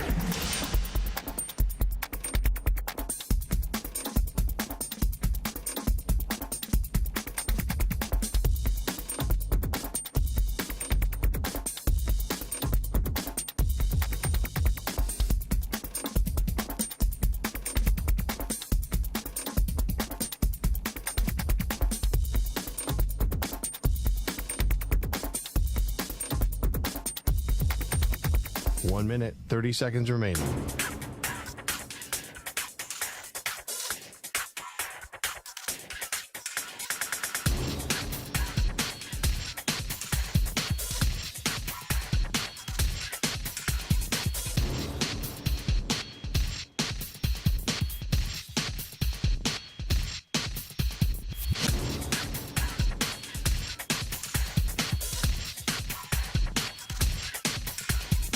One minute remaining.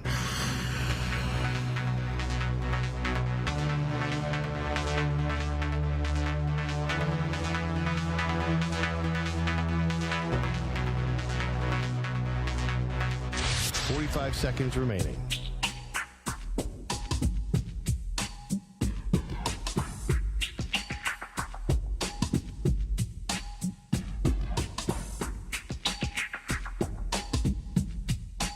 Seconds remaining.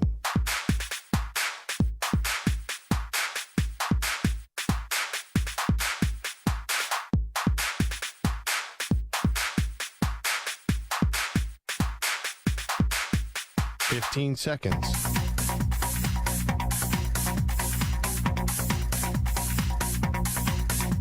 Break ends in 5 seconds.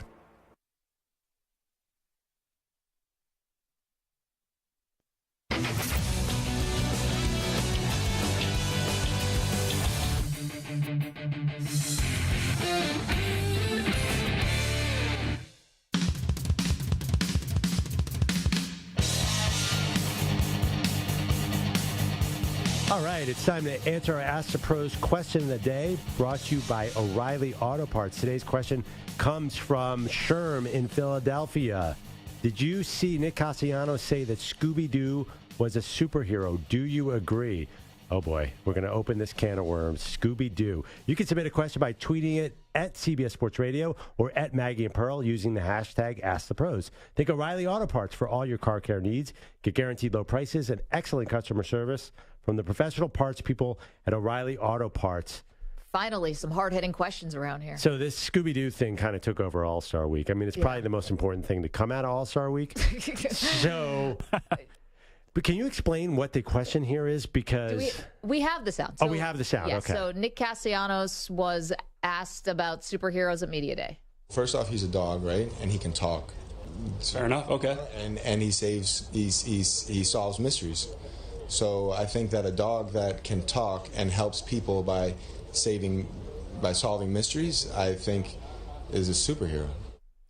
Compelling argument to a question nobody ever asked and nobody cares about. No. Well, nobody ever asked it, but now I care about it. Okay, well... But wait, by the way, he solves crimes, so...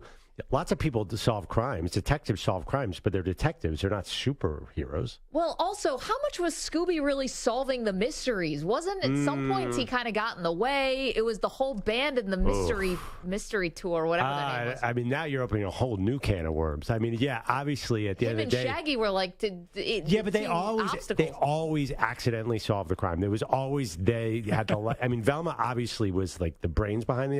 It was Velma, Velma. Yeah. But the last scene, Scooby would accidentally solve the crime. Yeah, he'd like back into something, and then the mystery, the haunted, theme park would. Scooby-Dooby-Doo. Okay. First of all, so the question is, can Scooby-Doo actually talk? Well, right, because you've seen TikTok videos where dogs are barking and it sounds like words. Is Scooby-Doo saying Scooby-Doo? Have I seen those videos? You just assume. Yeah, sure. you guys have all heard. Also, by the way, especially Huskies, they always say some word. Also, Stu chiming in that it was definitely Velma. Stu's seen no movies at all. You've never seen Godfather or Pulp Fiction, yet you're watching Scooby-Doo all the time? I've seen a lot of Scooby-Doo in my younger days. Wow. Well, now we know a little more about Stu. You know who? Here's the thing about whether he talks or not talks. The whole thing about it was that Shaggy was on drugs the whole time and thought the dog was talking. Isn't that the whole wink and the nod with Scooby-Doo? Yeah, they were all on like, psychedelics or something? Well, Velma wasn't. I mean, maybe she was. Microdosing? You don't think they were doing it back then? Certainly possible. But, I mean, it feels like the cops and, like, the bad guys can hear Scooby as well. Like Family Guy, Stewie, like, nobody knows who can actually understand that Stewie's speaking. It feels like everybody can hear Scooby. Yeah. Maybe I remember it differently, but by the way, I'll tell you who was a superhero, no doubt. I mean, Scrappy-Doo was 100% a superhero because he had superpowers. I believe. And Scrappy-Doo, like Scooby, say what you will about whether or not you think he can speak. Scrappy-Doo spoke full sentences. Yeah, and he had superhuman strength for a puppy. Yeah, I mean, he was able to pick. Yeah, that's very true. Superhuman strength for a puppy. Yeah, but super puppy strength. No, I actually understand. I think I understand Nick's argument here. There is something super canine, superhuman about a dog that can talk. So, in a sense, he's not far off. There is a superhero aspect to this. I don't see it. You don't think? Okay. I don't think so. I think that the whole thing was like wink and a nod to everyone just being so stoned. Oh, by the way, Shaggy was definitely high. There's no doubt about it. Right. That was 100%. Snacks? That was coming off the late 60s. Smoking coming out of it. So the Scooby Snacks was obviously and that's munchies. why they thought the dog was talking to them. This is like Scooby Snack. Yeah, I mean, this was like who was the serial killer who said the dog told him to do it? Whatever. This is like a perverse version of this, or everyone thought the dog was talking. And I think it's pretty obvious the Daphne-Velma relationship was pretty layered. I mean, obviously it was sort of a Ginger Marianne thing where Daphne was like Ginger. Yeah. And then I don't even want to get what's going on with Fred. Yeah. I mean, why was he dressed like a sailor? We'll because it was the 70s and a lot of people wore scarves. There was a lot going on there. Isn't that an ascot? Yeah, or an ascot. I thought he was wearing a sailor suit. I didn't watch a lot of Scooby-Doo. You didn't watch Scooby-Doo? No. Scrappy-Doo? Nothing? No, I didn't. Wait, you watched what Saturday morning cartoons did you watch? Or were you just not a Saturday morning cartoon? No, household? You know what I remember most from Saturday morning cartoons was actually watching NBA Inside Stuff. And Summer Sanders? That's Summer Sanders. Like, I wanted to be Summer. I still want to be Summer Sanders. She's a big Bills fan, by the way. We're friends now. Wow. In Willow Bay. Oh, my gosh. That is such a sad household that you were watching NBA Inside Ahmad Stuff. Rashad was like the biggest celebrity I ever could think of. So what cartoon? I mean, you must have some cartoon that you liked. Or I guess I did. I think I watched a lot of He-Man. Oh, He-Man was awesome. She-Ra, the female counterpart. Skeletor. Oh, yeah. He-Man was the best. Yeah. That was like an afternoon one. G.I. Joe, did you ever see those cartoons? Yeah, I did watch G.I. Joe. Yeah, I don't even know. But Scooby-Doo was That was a Saturday morning cartoon? I don't think know. So. That was like an afternoon cartoon. What was the one like how a bill becomes a law? Yeah. Capitol Hill. School of Rock or whatever. Oh, Schoolhouse Rock. Schoolhouse Rock, yeah. Yeah, that was probably Saturday morning as well. But, I think we're getting off track here because I think we have to put out the poll, is Scooby-Doo an actual superhero? Or can Scooby-Doo talk also? Is he speaking or is everyone just on a lot of drugs? Scooby-Dooby-Doo! Yeah, I mean, that sounds like the power of speech to me. I mean, I'm not a linguist, Maggie, but... 855-212-4227. Let's go to our pal Mike, who's in California. Mike, if I would predicted one person who would call today to tell us who we left off our top 5 greatest NFL teams of the last 30 years, it would have been you calling with this particular team. How are you? Doing good. I'm actually not calling to say that they should be on your list because based off a part of your criteria. However, like I told Samter, one play was the big difference. The 2018 Saints went 13-3, gave away the last game of the season. They outscored by double digits their opponents 9 times in the season. 10 times they held their opposing team to under 20 points.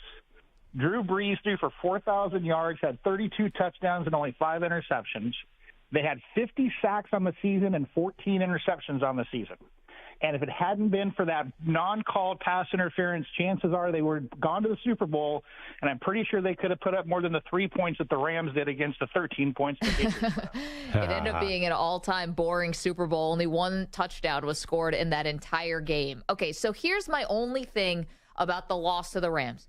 We know you guys got hosed. You got absolutely screwed.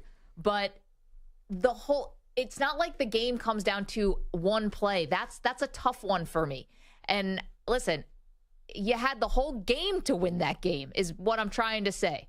And to have it come down to the last play, it's hard for me to buy that that's the full reason why you lost. Does that make sense? Well, it does, but I also look at, 13 seconds. I look at, kicks wide right.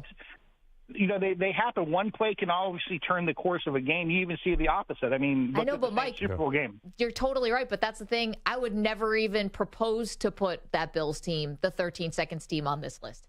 And that's why I prefaced. I'm not saying the Saints belong on this list. What I am saying, though, is that play gone differently. They were a great team. Listen, I mean, it's almost like there's this really awesome team with a Hall of Fame quarterback, and towards the end, and the other team takes some cheap shots at his knee because they're actually going to get money from their defensive coordinator if they win. Oh, right, the 2009 Bounty Gate Saints that actually won the Super Bowl cheated to win that Super Bowl.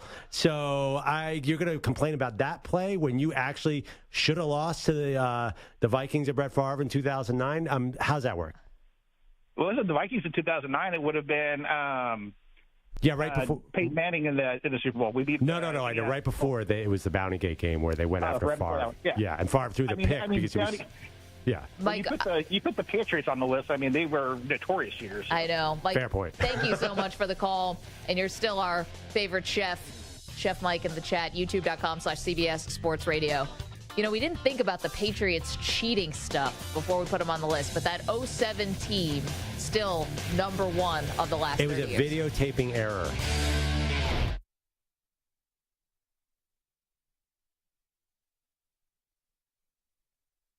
You're in a 5-minute break.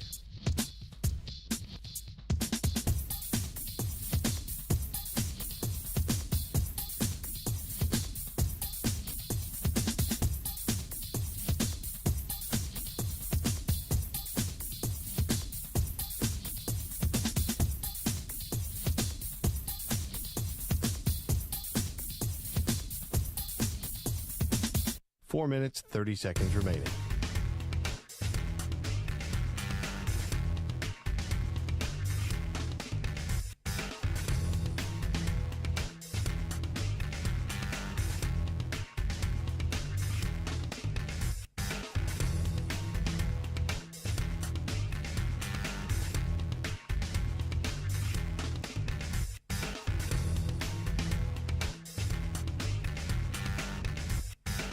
Four minutes remaining.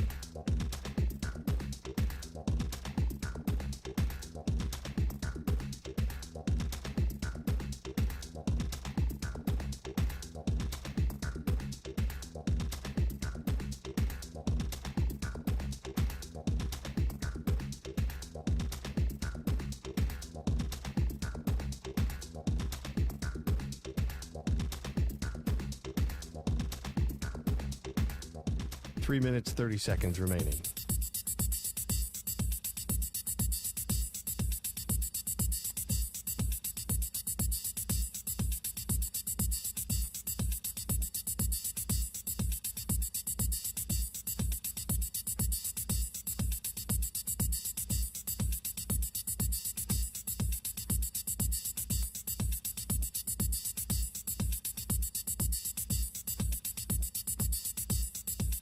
Three minutes remaining.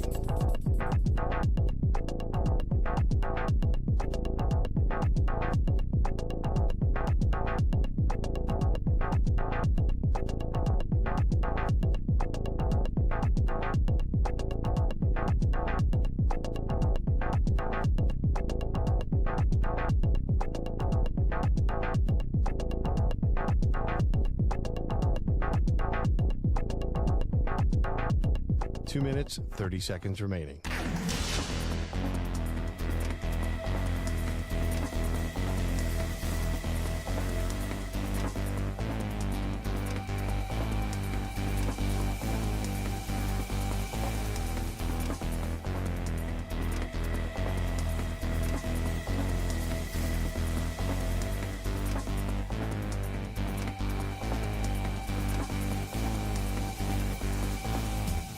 Two minutes remaining.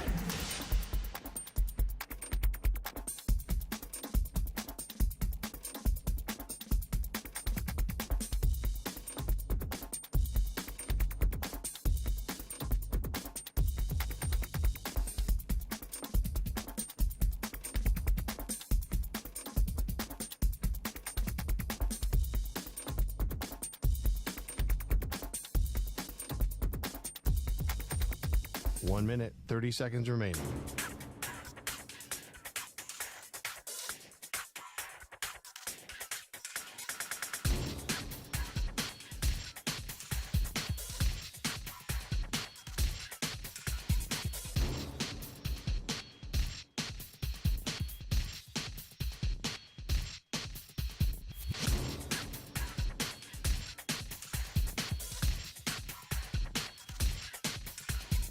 One minute remaining.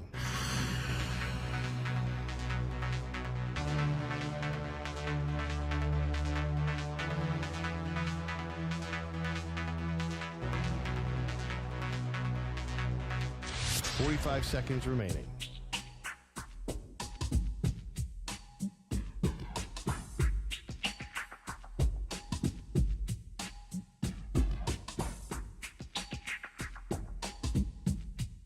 Thirty seconds remaining.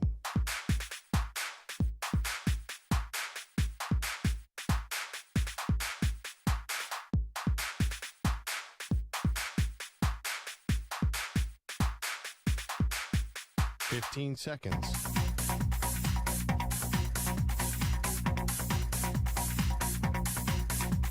Break ends in 5 seconds.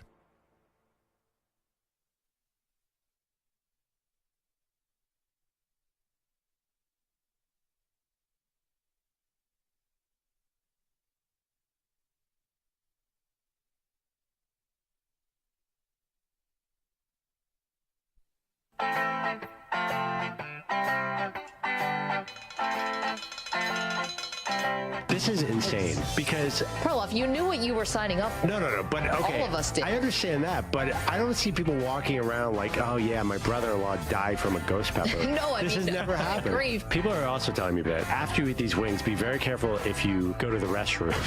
For men, to go to the bathroom, you have to use your hands. That can be a very uncomfortable situation. Have Be you bad seen the enough for my soap throat to swell up. I don't want anything down there swelling up. Not for this. Maybe you do. I don't know. They are Maggie and Perloff on CBS Sports Radio. Welcome into the show. Maggie Gray, Andrew Perloff on this Wednesday. Our great debate series continues. And I would say so far this week, this is the list that people are most ticked off about. Yeah, they're not happy with number one, Maggie. No, they are not. So quickly, let's get to our list.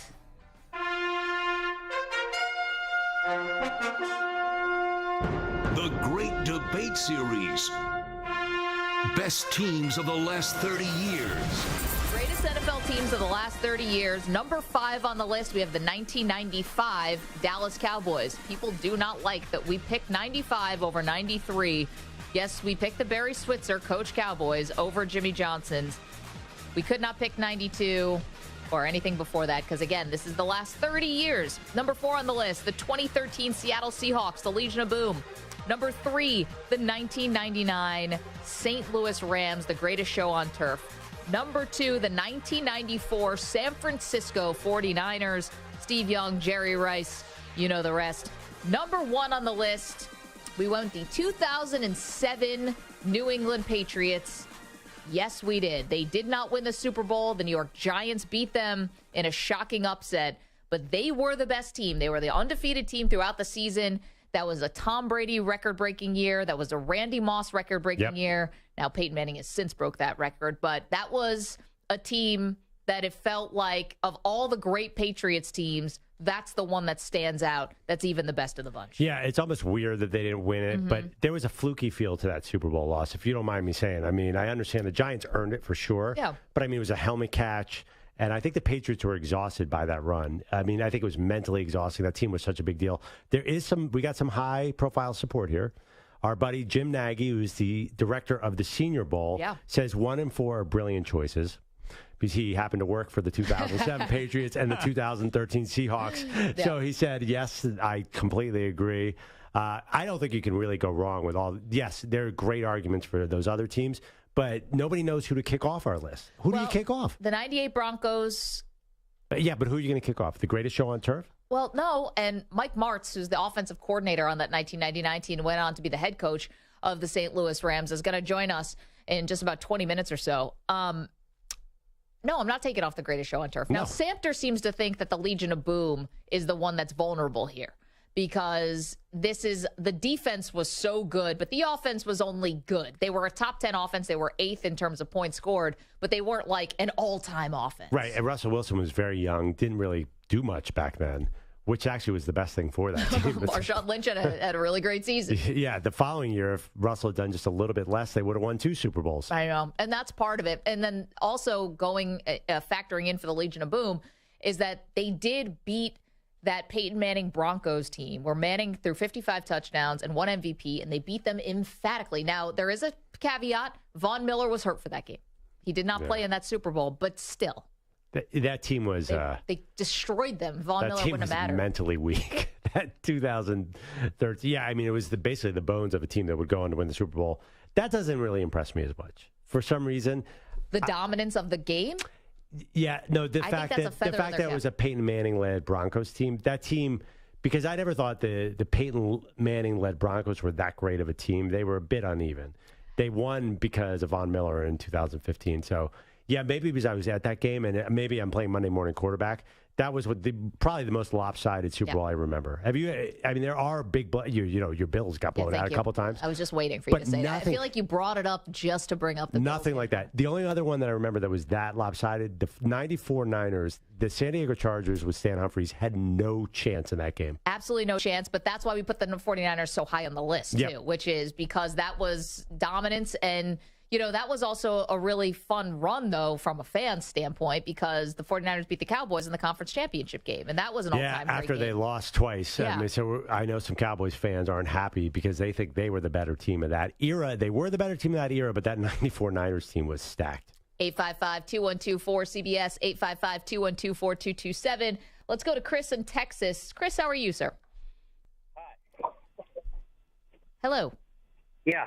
Yes. What do you think? We put the 95 Cowboys on over 93. You got a problem with it? Yeah, both of them should be in the top 5, and the cheating Patriots shouldn't be even in there. None of the Patriots? They No lost Patriots. the Super Bowl, and they were cheaters. Okay, but could we have put then a winning Patriots team in? I guess, even though I hate the team. Well, here's the thing, Chris. I hate the Eagles, okay, and I take them over the Patriots. Whoa. And even the New York Jerks and the Washington Deadskins.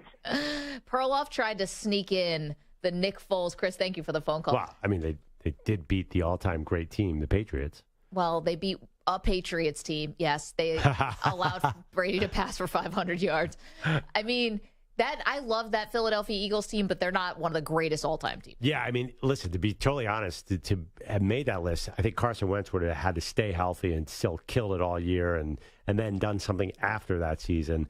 Because, none of those things came true. No, it felt a little fluky, I admit. But, hey, they made the Super Bowl again in 4 years, so that's something. Yeah, it's not so fluky. You still had guys who were on that team, but not the same coaching staff, none of that stuff. No, I mean, same owner, same GM. If you look at this, the last 30 years, they feel like some Super Bowl wins were one-offs. And that, I would say the Eagles fit that category. Yeah, listen, it's tough to keep some of these Packers teams off. It's tough to keep...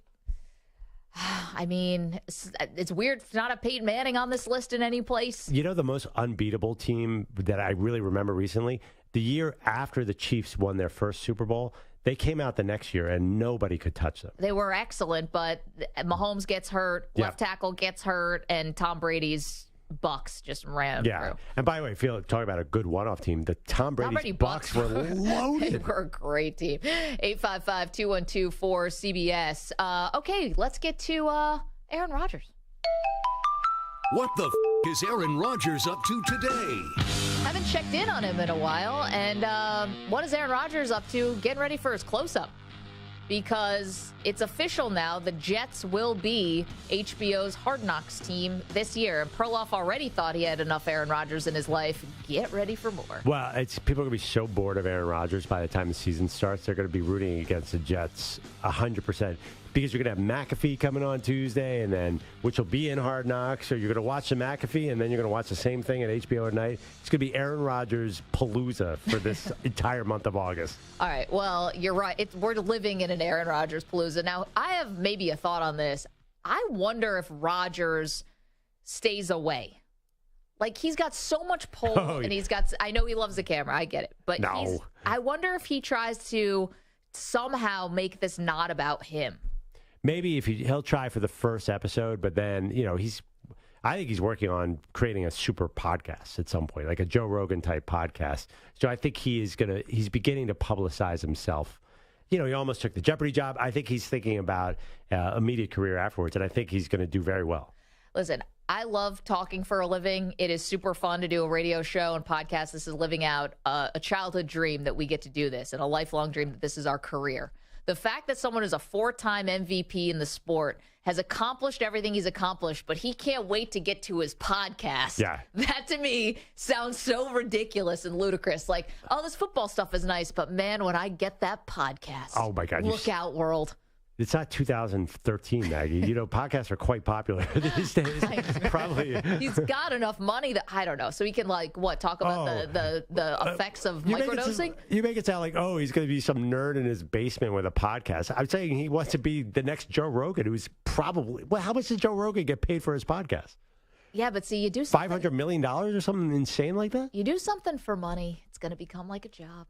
No. Gotta love it. Aaron Rodgers, trust me, he loves that stuff. You don't think he wants to get some AI professor on there and talk about artificial intelligence for 45 minutes? That is his jam. I can't wait to not listen to that. So, in terms of what Hard Knocks does for your Super Bowl chances, not great. And I know this is a very Super Bowl or bust season for the New York Jets. Now, in their defense, they are the only team who's been on Hard Knocks who's even made it to the AFC Championship game or the Conference Championship game. They've gone further than any other team on Hard Knocks. That was in 2010. They lost in the AFC Championship game to the Pittsburgh Steelers. Everyone else, it has not been pretty. Wild card round, divisional rounds, obviously. Some of these teams have actually improved a little bit. And some of these teams were really bad, and at least they made the playoffs. I give them some credit. It's not the total disaster. Listen, it's not like you didn't just sign a death sentence here with the HBO Hard Knocks, but it definitely, I don't think anyone says, this is going to help us.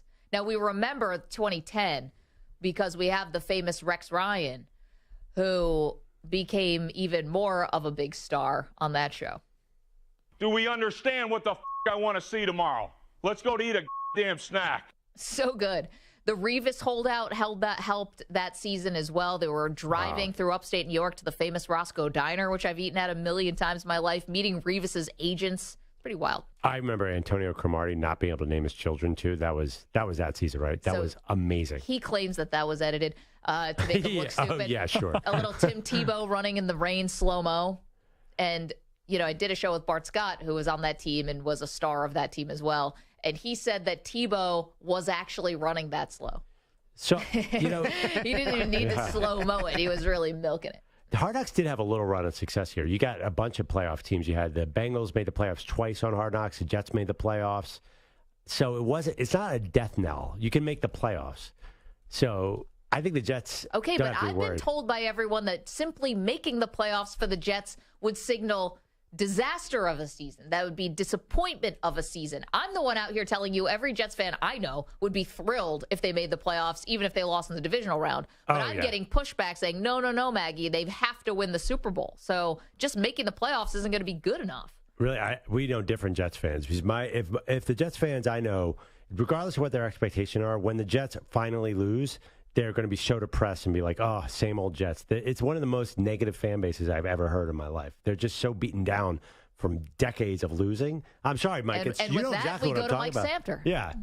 You're not wrong, Maggie. As a Mets fan, it's very similar, although you've had a few championships in your lifetime. Well, I was 3, but sure. It still counts. But I think as a Jets fan, Super Bowl, I am not expecting a Super Bowl. If we win one, we have the talent to win a Super Bowl. I'm not expecting a Super Bowl. But anything short of at least the divisional round, I would consider a disappointment of a season. Got a tough schedule. Are you excited about Hard Knocks?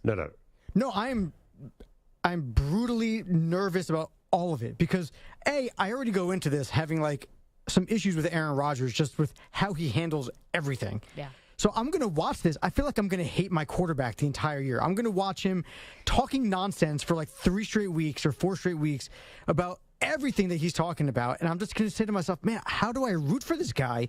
Because I can't listen to him talk anymore. Listen, something tells me that week 1, Jets beat the Bills. You're going to be naming your second kid after Aaron Rodgers. You're going to love this. So I wouldn't worry about that. But here's the thing, though. You can't say, oh, the Jets don't need to make the Super Bowl or whatever. And, they'll figure it out next year. It's only his first year. He's old. He's turning 40 during the season. It's not like this. If they go 2 years and invest all this money in Aaron Rodgers and don't come away with anything to show for it, that's going to be labeled a disappointment. I get it, but I think he's got 2 years. He's got at least 2. But he's probably got 2. I mean, I think they're going to redo his contract and it'll look like 2 years. So it can't be like this year. It's like, well, this is a building year towards next year. But you can't build with a 40-year-old quarterback. You got to have a now or never. I guess. I mean, here's the thing, though. It's like Rodgers also is breathing, fanning the flames here. When he arrives at the Jets, facility on his first day and says, oh, that Lombardi trophy is looking pretty lonely. It's like they're all leaning into this. Yeah, I mean, I think they're going to be singing a different tune, though. If they lose in the divisional round in a tight game or the conference championship, he's going to be like, this was a great season. No, he won't. He can't. He's Aaron Rodgers. I mean, he's got to look at himself in the same conversation with Tom Brady. And Tom Brady went to Tampa Bay and won a Super Bowl. That's how Aaron Rodgers thinks of himself.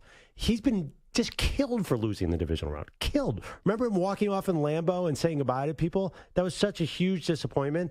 You think he's going to say, oh, I'm very pleased with this divisional round? I can't see him saying that. 855-212-4CBS, 855-212-4227. We revealed our top 5 greatest NFL teams of the last 30 years. Tim is in South Carolina, has a thought on someone we put on the list. Hey, Tim.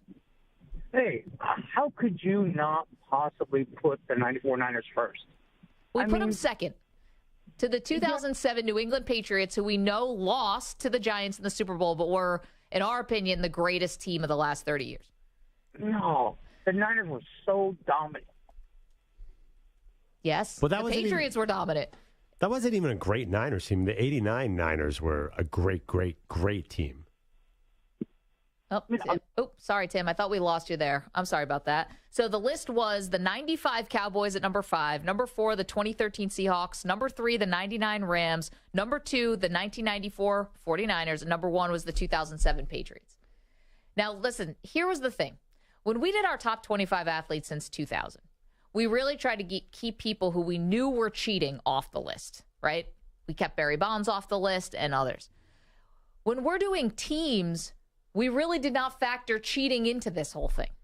We put the Astros on our top 5 greatest Major League Baseball teams of the last 30 years, the 2017 Astros.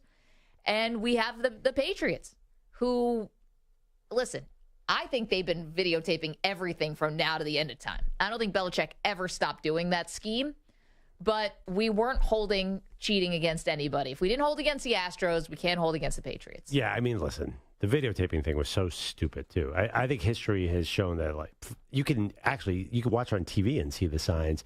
I never thought that was perceived as a very serious Well, it was enough to get him docked a first-round pick. But there was a lot. I don't know. I don't view that as a serious cheating thing. I think there was a cumulative effect with the Patriots, which, of course, Spygate led to Deflategate, which is a much juicier thing because I think people were like, "Oh, they're at it again." But honestly, like what? So they were videotaping the signs.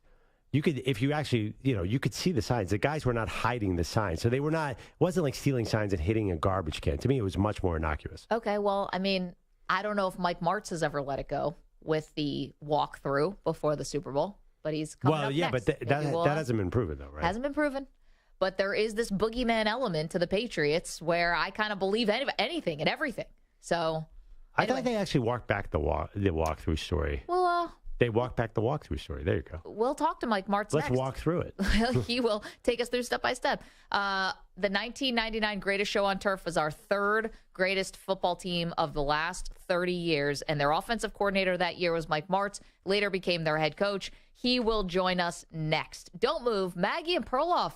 Hey, we're on CBS Sports Radio. We're on Sirius XM Channel 158. We're on the free Odyssey app, and you can always watch the show, youtube.com/CBS Sports Radio. You're in a 5-minute break.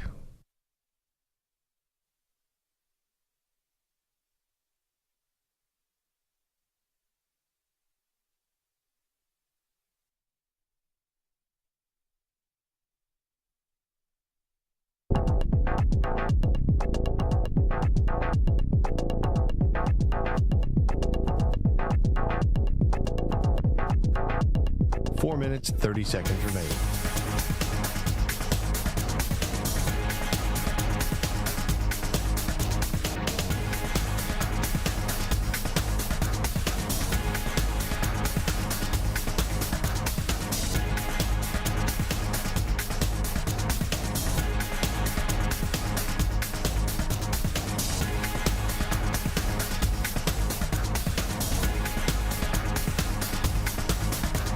Four minutes remaining.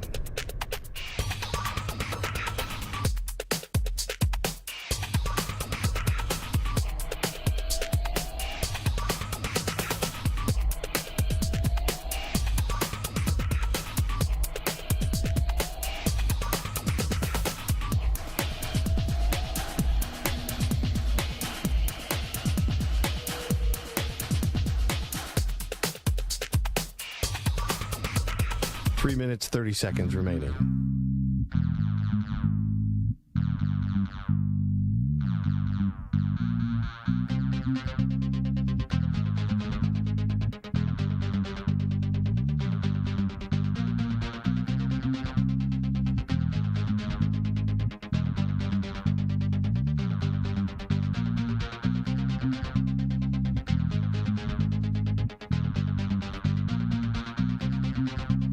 Three minutes remaining.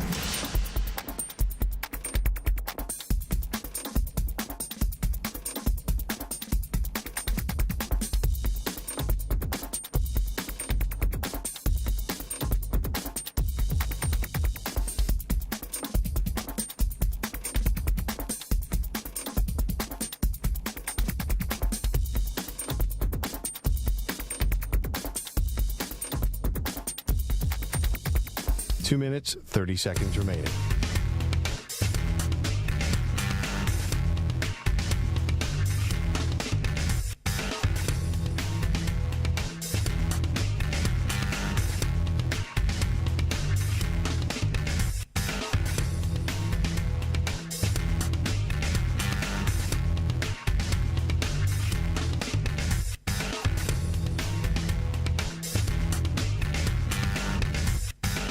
Two minutes remaining.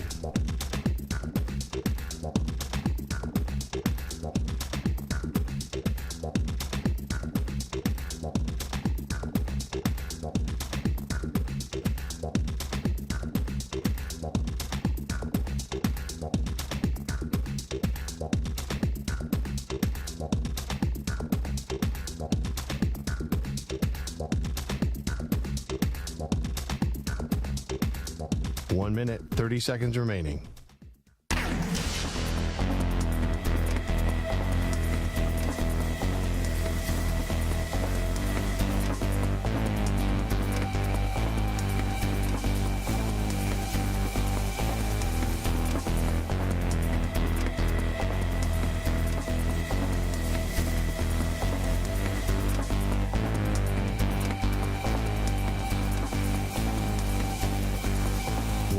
Remaining.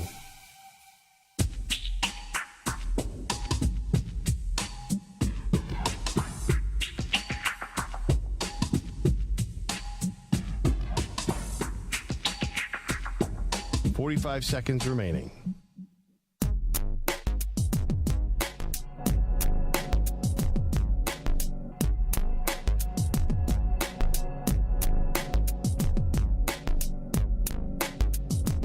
Seconds remaining.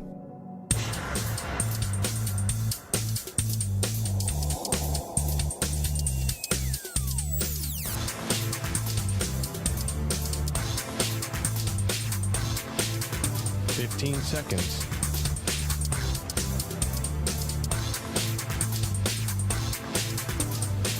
Break ends in 5 seconds.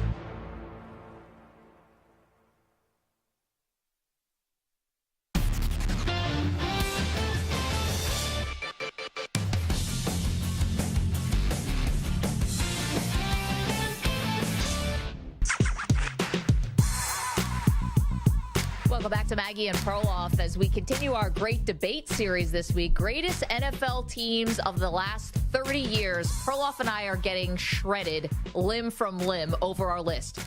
The one team that everyone can agree certainly deserves to be on this list, no one has had one complaint, is the 1999 greatest show on turf St. Louis Rams. And the man who was the offensive coordinator for that Super Bowl team and later took over as head coach is Mike Martz, who joins us now. And Mike, thank you so much for the time today, Coach. How are you? I'm doing great. Hey, thanks for having me. No, appreciate it. I mean, we would not have a top 5 greatest teams the last 30 years and not put the greatest show on turf on that list. What was so innovative about what you guys were doing with that offense? Well, when I went there, we were really good on defense. They were a top 5 team, and they were a pressure team, got the ball back for the offense a lot. It gave us so many opportunities. And what we did is we did not go through, there was a kind of a norm in the league at that time. You play with 2 tight ends or a tight end and 2 backs, and it was fairly generic. Everybody kind of ran the same thing. We didn't do that. We come out on first down with 4 wide receivers and might run it, we might throw it. So we were a contradiction for the league, really. And I think that kind of unsettled everybody and gave us a little bit of a leg up. It sounds a little bit like I've read many stories about Bill Walsh in San Francisco. That team kind of caught the NFL off guard a little bit. Would you say there's an analogy there where defenses took time to figure out what to do against you guys? Yeah, the thing about it is that made us different than everybody else is we didn't do the same thing twice. So, defense is all about play recognition, set recognitions. We didn't do any of that stuff. Bill Belichick told his assistants, Bill told me this, he said, we went up there and played him on a Sunday night in 2001, and his defensive coordinators were going over what they'd seen, and he said, you might as well put that away. You're not going to see it again. And that's true. So you got these guys, these defensive assistants taking off game film about all these plays and stuff, and we don't run it again. So what do they practice against? And that's what made us difficult, because there wasn't anything that they could, what are you going to take away? You got to take away a player instead of a scheme. Coach, how did you kind of figure out, and I remember watching the movie about Kurt Warner, in that sort of training period, how did you figure out the right guys for that scheme? What were you looking for? Well, it wasn't so much that we went and got the right guys. It was a perfect storm. I was sitting at my desk in the spring there when I came over from Washington, and one of the vice president there came down and said, what would you think if we get Marshall Faulk? And I said, come on, don't. So, and then Torrey Holt, it was he and another receiver they were trying to pick between, and we picked the right guy. We picked Torrey. So in the draft that year, and The biggest thing we did on offense, we retooled the offensive line, which was just totally dysfunctional. Guys were not playing in the right place, and Big Freddie was playing a guard. He's 6'6", 320. He needs to be the right tackle, kind of thing, And Mike Grudadori was a guard. He was small at 285. We made him the center. So we moved Ryan Tucker. Although we moved him around, the guy we didn't touch was Orlando, and that was where everything started. And he was just one of, we believe, 4 Hall of Famers. It was Orlando Pace, Kurt Warner, Marshall Faulk, and Isaac Bruce. I mean, Torrey Holt has been very close. It was a stacked team. It deserves to be on this list, obviously. And Mike Martz is good enough to join us here on the Maggie and Perloff show. So, okay, you have this greatest show on turf, but can we talk to you a little bit more about who else is on our list? Because we have a top 5 list of greatest, and we'd love to get your thoughts on it. So 5 on our list was the 1995 Dallas Cowboys. So this only goes back 30 years to 1993. So we put the 95 Cowboys on over the 93 Cowboys. We have the 2013 Seattle Seahawks, the Legion of Boom. Then we have you guys, the greatest show on turf Rams. Number 2 on our list, the 94 49ers. And number 1 on our list, Coach, is the 2007 New England Patriots. We know they lost the Super Bowl to the Giants, but that was a record-setting year. We still believe they're the greatest team of the last 30 years. What do you think? Yeah, I think that's accurate. There's no question about it. They lost the Super Bowl. It was a close one. It kind of a freak thing happened there, but I don't think there's any question that they were the best team, or in the last 30 years. In my mind, they probably were. I tell you, the R01 team, I think, was a great football team. Mm-hmm. And what people don't realize, our 99 team, we lined up against the weakest schedule in the league. Our 01 team, we had the toughest schedule in the league. We opened up with Philadelphia, who we ended up playing in the NFC Championship. And San Francisco, we played them twice that year, and they'd won 12 games that year. And on and on. We played the Jets up in New York. At the time, they were undefeated. We beat them. And we played New England in New England and beat them. So these are all playoff teams, and that schedule, when it came out that year, got my attention. I knew it was going to be hard, but the disappointment, obviously, in the Super Bowl. Had we not lost that Super Bowl, I don't think there's any question to be one of the top 5. Do you think that 01 team was better than the 99 team? Because yes, you do. Yes, yes I do. We've had a lot. There's no question about it. You just look at the challenges they had, who we played against, right? And go back and look at the teams that we played in '99, and that doesn't mean we weren't good in '99. We're certainly a good team, but we'd progressed too, and defensively we're totally different. And I think we're 2 or 3 in the league on defense, and number 1 on offense, and we lost our right tackle going into that Super Bowl, and we just couldn't get past that.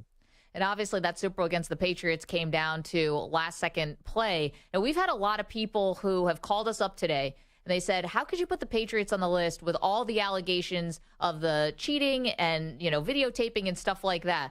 Now, that didn't obviously factor into our decision. Should it have? Well, I don't know. That's up to you guys. Until you can prove that stuff, I have some thoughts about that I wouldn't share with you, but... About 01? It's just the way it is, but regardless of all that, they were that good. So, all right, another team on the list. I'll get you off the hook there. The 90s Cowboys. You entered the league in the early 90s. And, we were looking at the Super Bowl teams. They were 12-4, 13-3, 13-3. They were really, really good, but we had trouble picking out one year that was so dominant for that team. Do you remember a particularly dominant Jimmy Johnson Cowboy team? I think we played them in 92 or 93. We might have been the only loss they had that year in the regular season. I can't remember now. But anyway, they were unbelievable. We played them down there, and we actually beat them. One was at the Rams with Ernie Zampese, and but they were rolling. They were undefeated when we beat them. That I was just amazed by how good they are. The one thing they did so well, they're great on defense, but offensively, they take the ball away from me. You just could never get it back. You're going to get back on a kickoff, Oh, because it's style of play, the running. You mean, they weren't. Yeah, I mean, here's their running back coach. I asked him because we wanted to run this downhill lead play that they ran, and they tore the league up with it. But the guy that was carrying the ball made the difference. And I asked him, I said, well, when the safety comes down, who's going to block that safety there? Well, he belongs to Emmett. We don't worry about him. So If you get that, those things kind of work too. So, but anyway, that offensive line was absolutely dominant. I don't know if we'll see one like that. Mike Martz is our guest. He's kind enough to carve out some time for us today as we're going through our top 5 greatest NFL teams of the last 30 years. And according to him, the 01 Rams should be the ones who are on this list, maybe not the 99 Rams. You're the offensive coordinator for that Super Bowl winning team, and we're so appreciative of getting your perspective here. So we left off the 2019 Chiefs. Not because we might be in the midst here of a Kansas City dynasty or something close to that, but we left off that team. How bad is that going to look, do you think, in retrospect, if we revisited this list in, say, 5 years? Well, I think the Chiefs will go to number 1. I really do. The only thing that keeps them out of there right now is their defense. They're just not very good on defense. They're a middle of the pack defense at best. The offense can overcome so much because he's so good, and they do such a great job of coaching there. And, as they get better talent on defense, they continue to improve, with people on defense, which they've done the last year or two, then they'll really become a dominant team. They're already dominant, but when their personnel gets a little bit better and they've come a long ways in the last 3 years on defense, there's no question I think they'll end up being at the top. Coach, do you have to be a running quarterback to be the absolute elite quarterback? If you were going to design a quarterback for today's game, does he have to have the ability to run? Well, it depends on who you have around him, I think. We had 4 terrific receivers. Why would we want him to run? We had Marshall Faulk. I mean, what's he going to do? You know what I mean? So I think it depends on, it's layered. It's very complicated, but it depends on who you're surrounding him with, too. The one thing I do know, in order to win championships in this league, you have to have a terrific passer. That's it. I mean, you're not going to win it all unless you've got a great passer. There's been an exception. Baltimore was an exception, but they were so overwhelming on defense that, that was an anomaly. But by and large, when you go back and look at the 5 top quarterbacks of all time, and they're just great passers. And the first 3 or so weren't even drafted in the first round, which would tell you something too. Do you think a Lamar Jackson can get to the point where he can be a great passer and win a Super Bowl? I don't know, because they don't have a lot of receivers around him, and just kind of by the nature of what they do, I don't know how good at processing things, and that's the key: how quick you can process, read and react, and he certainly can throw the ball well enough. I would never doubt that, but the key to everything, that Joe Montana or the Brady and Mahomes, is what they see and can react to correctly is remarkable in such a short period of time. I don't know if he has that. Mike Martz is our guest, and Coach, again, can't tell you how much we appreciate this and commenting and lending some credibility maybe to our top 5 list today. We really appreciate it. Oh, my pleasure. Enjoyed it. Thanks, Coach. Thanks, Coach. Hope to talk to you again during the season. That's Mike Martz.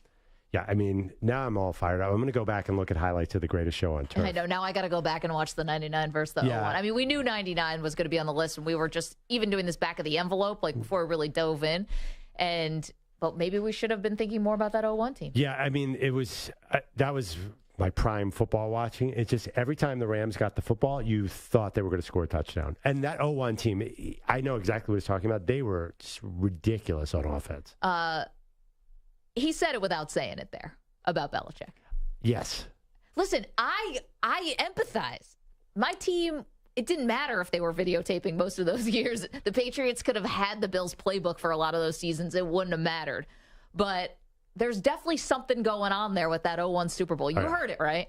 I did hear it. Should I have asked another question about it? Should we have pressed him on that? Listen, he said it. He said all you need to know there. He said, I have thoughts that I'm not going to share with you. Instead about 01, it's like, I'm going to keep it to myself. Clearly, he's got to feel some type of way. That was such a close game. Came down to an Adam Vinatieri kick. Absolutely. I mean, there's no doubt. I agree with you 100%. That's crazy. It's not, though, because I mean, it's crazy that happened, or at least that he believes that happened. Well, I won't go that far. I mean, he did say... It's crazy that something like that could have happened. He's got thoughts on it that he didn't want to share. Well, I mean, listen, it's the history of the NFL. There's probably been so many cheating. Every major sport, there's probably been major cheating scandals. We know about it in baseball. It was the Astros won the World Series hitting a garbage can. The NFL's had 50 things like that. So it's not out of the realm of possibility that happened, obviously. Okay, but you and I really didn't even consider not putting the Patriots on the list at all because, or whatever, docking the Patriots, whatever you want to say, because of those allegations that have, followed them for years. It's not just the Spygate, the stuff that happened in Cincinnati a couple of years ago. It's been consistent. Well, the thing they got dinged for in 2007, though, is so minor to me. That they were I don't know what was on the tape that they threw away. I mean, they destroyed it. But what was actually reported was that they were filming the opposing coach giving signs, and they were doing it in a way from a place that you're not allowed to do it. Right. And it was, as my friends who are Patriots fans always say, it was a procedural error. Yeah, sure. So, but basically, they were filming a guy that was wide open and he was standing on the sideline giving signs. Like, it's not like they were bugging the intercom system. No, but I think that was not proven. Now, I'm sure they were, but and bugging the locker rooms. That's what Peyton Manning always said. The allegations are so much worse against the Patriots on actually what they got caught for in 2007. I know, but there is this boogeyman part of it, and I do think that this is what I think. This is just me recklessly sort of hypothesizing. Yep. I think they were creating dossiers. I think they were creating history on people. Now, listen, to what Mike Martz said is what made the Rams so amazing is they never did the same thing twice. So it wouldn't matter what the playbook was or what the signs were. Maybe last week's playbook or last year's playbook signs weren't going to matter. But I think that's what the Patriots are doing because Bill Belichick is such a history buff, right? And is always thinking about going back years and, all right, what did Joe Burrow like doing his rookie season? That all sounds like good coaching. What's the problem with that? Well, the word dossier makes it sound like some international spy thing. You're saying, oh, wait. So was the game in London that year? Maybe it might have been international. I think they were scouting guys really hard. Okay, yeah, I would hope so. Yeah, of course they were creating. So what's illegal about that? Well, if they were, So the illegal videotape. Yeah. But I got to tell you, it wasn't like they were going into the locker room and stealing things. The guy's sitting there on the sideline. They just happened to point a camera. In the iPhone age, they wouldn't have even needed that illegal camera. But that was the whole thing, too, about everyone would go in and clear out all the leftover stuff from the, when opposing coaches come to the stadium. Sometimes people, randomly leave playbooks or leave whatever lying around. Yeah, but none of that was proven in the Spygate case. And by the way, you're an idiot if you leave your game plan out for the opposing team's intern to come and find in the when they're cleaning up. And I'm sorry, I know we got to get to a sports break, but what really bothers me is if they actually did Deflategate, I think that if the officials actually took a little gauge and measured the pressure and put X's on it, then they took it to the bathroom and let air out of it, that's pretty egregious too to me. That's pretty crazy if that actually did happen. I mean, I think it did. But of course you did. You're a Bill fan. I think everything happened. 855-212-4CBS. Like Mike Martz, I've got a lot of thoughts on this. 855-212-4CBS. You're on Team Martz on this one? I'm totally on Team Martz on this one. Most things. Okay, we've got a lot to do, including your phone calls. See you guys here. We'll get to you, promise. Also, one former pariah of their sport says they've been vindicated. Get to that in just a moment. Don't move. More Maggie and Perloff after this CBS Sports Update with Rich Ackerman. CBS Sports Radio. Sports Flash. NFL training camps open next week, and the Jets, who have been in the spotlight for a good portion of the offseason with the acquisition of Aaron Rodgers, will reportedly be the team featured on HBO's Hard Knocks, though head coach Robert Saleh did not want to be on the Jets, one of the few teams that fit the criteria, which is not making the playoffs the last 2 years, not being featured on the show the last 10, and of course they don't have a first-year head coach. Jets training camp opens next Wednesday. Chris Eubanks gave it his all today, taking third-seeded Daniil Medvedev to the fifth set, but after dropping a fourth set in the tiebreak, the 27-year-old Georgia native lost 6-1 in that final set, coming up short of the semifinals. Top-seeded Carlos Alcaraz moves into the semis. Madison Keys does not, falling to Aryna Sabalenka in straight sets, while third-seeded Elena Rybakina was upended in 3 sets by Ons Jabeur, the sixth seed.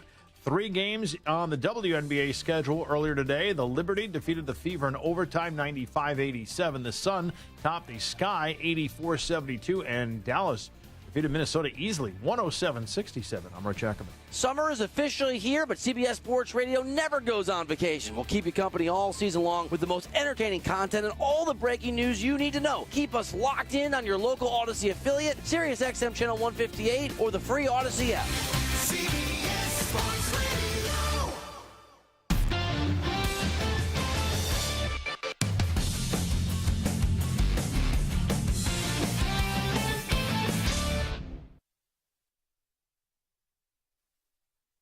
You're in a 5-minute break.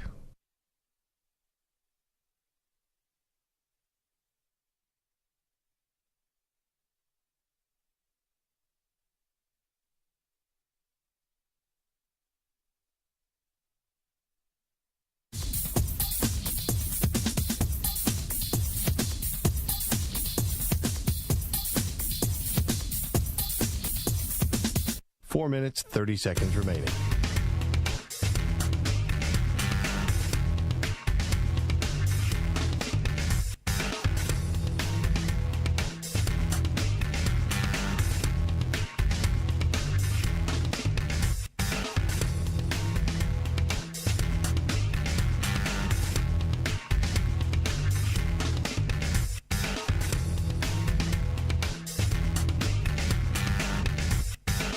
Four minutes remaining.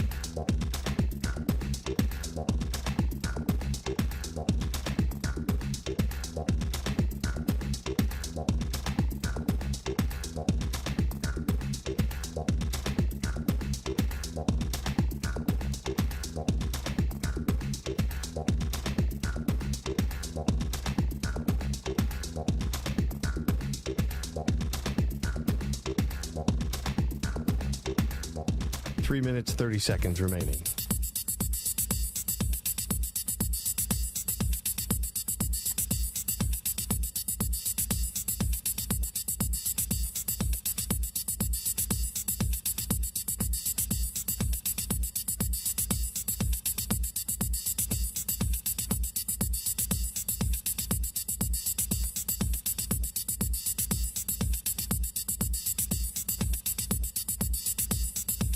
Three minutes remaining.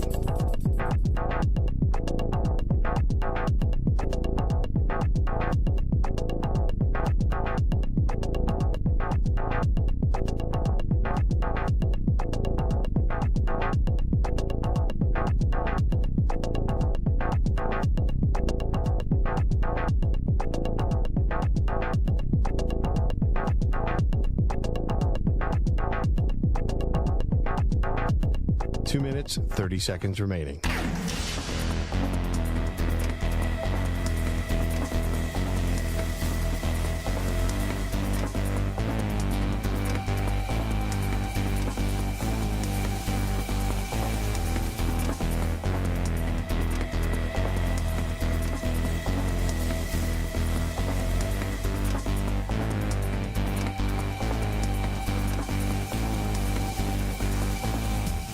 Two minutes remaining.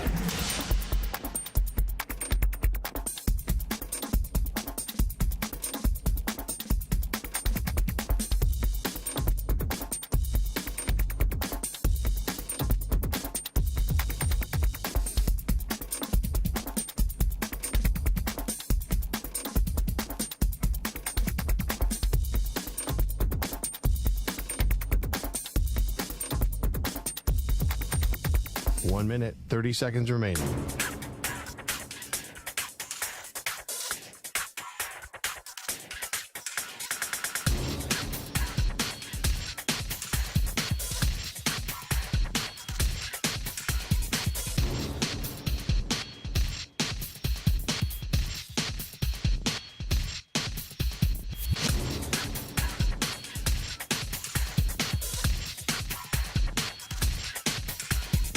One minute remaining.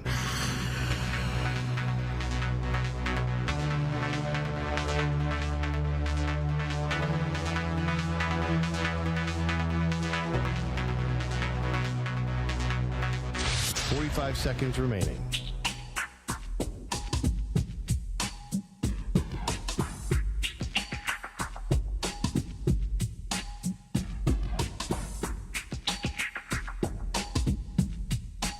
Seconds remaining.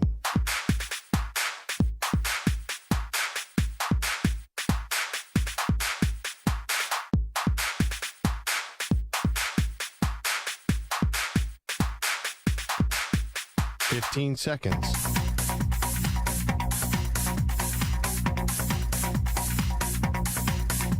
Break ends in 5 seconds.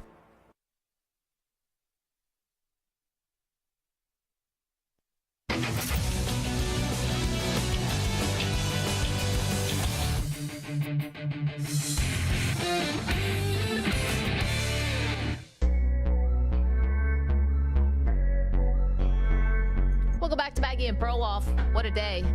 Got some people mad at us today over our list, top 5 greatest NFL teams of the last 30 years. Quickly run through the list because we are constantly having new audiences all the time. And quickly, the list is thus. Number 5, the 1995 Cowboys. Number 4, the 2013 Seahawks. Number 3, the 99 Rams. Number 2, the 94 49ers. And number 1, the 2007 Patriots. Yes, we know they didn't win the Super Bowl. They were still the greatest team of the last 30 years. Joe is in Erie, Pennsylvania, has a thought. Hi, Joe. How are you? I'm doing well, Maggie. How are you? First time, long time. I do agree with some of the list. I'm a diehard Niners fan, so I love the 94 team getting some respect. And it does pain me to say the 13 Seahawks deserve respect, too. But as great as the 07 Patriots team was, I actually think the 04 team should be on that list somewhere because they were 14-2.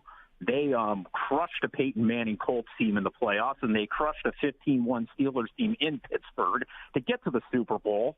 And Perloff may not agree with me, but that Super Bowl against the Eagles was never really as close as the final score was. You never really felt like the Eagles had a shot in that game. And that team crushed most of the teams they played. I really feel like that was their most complete team.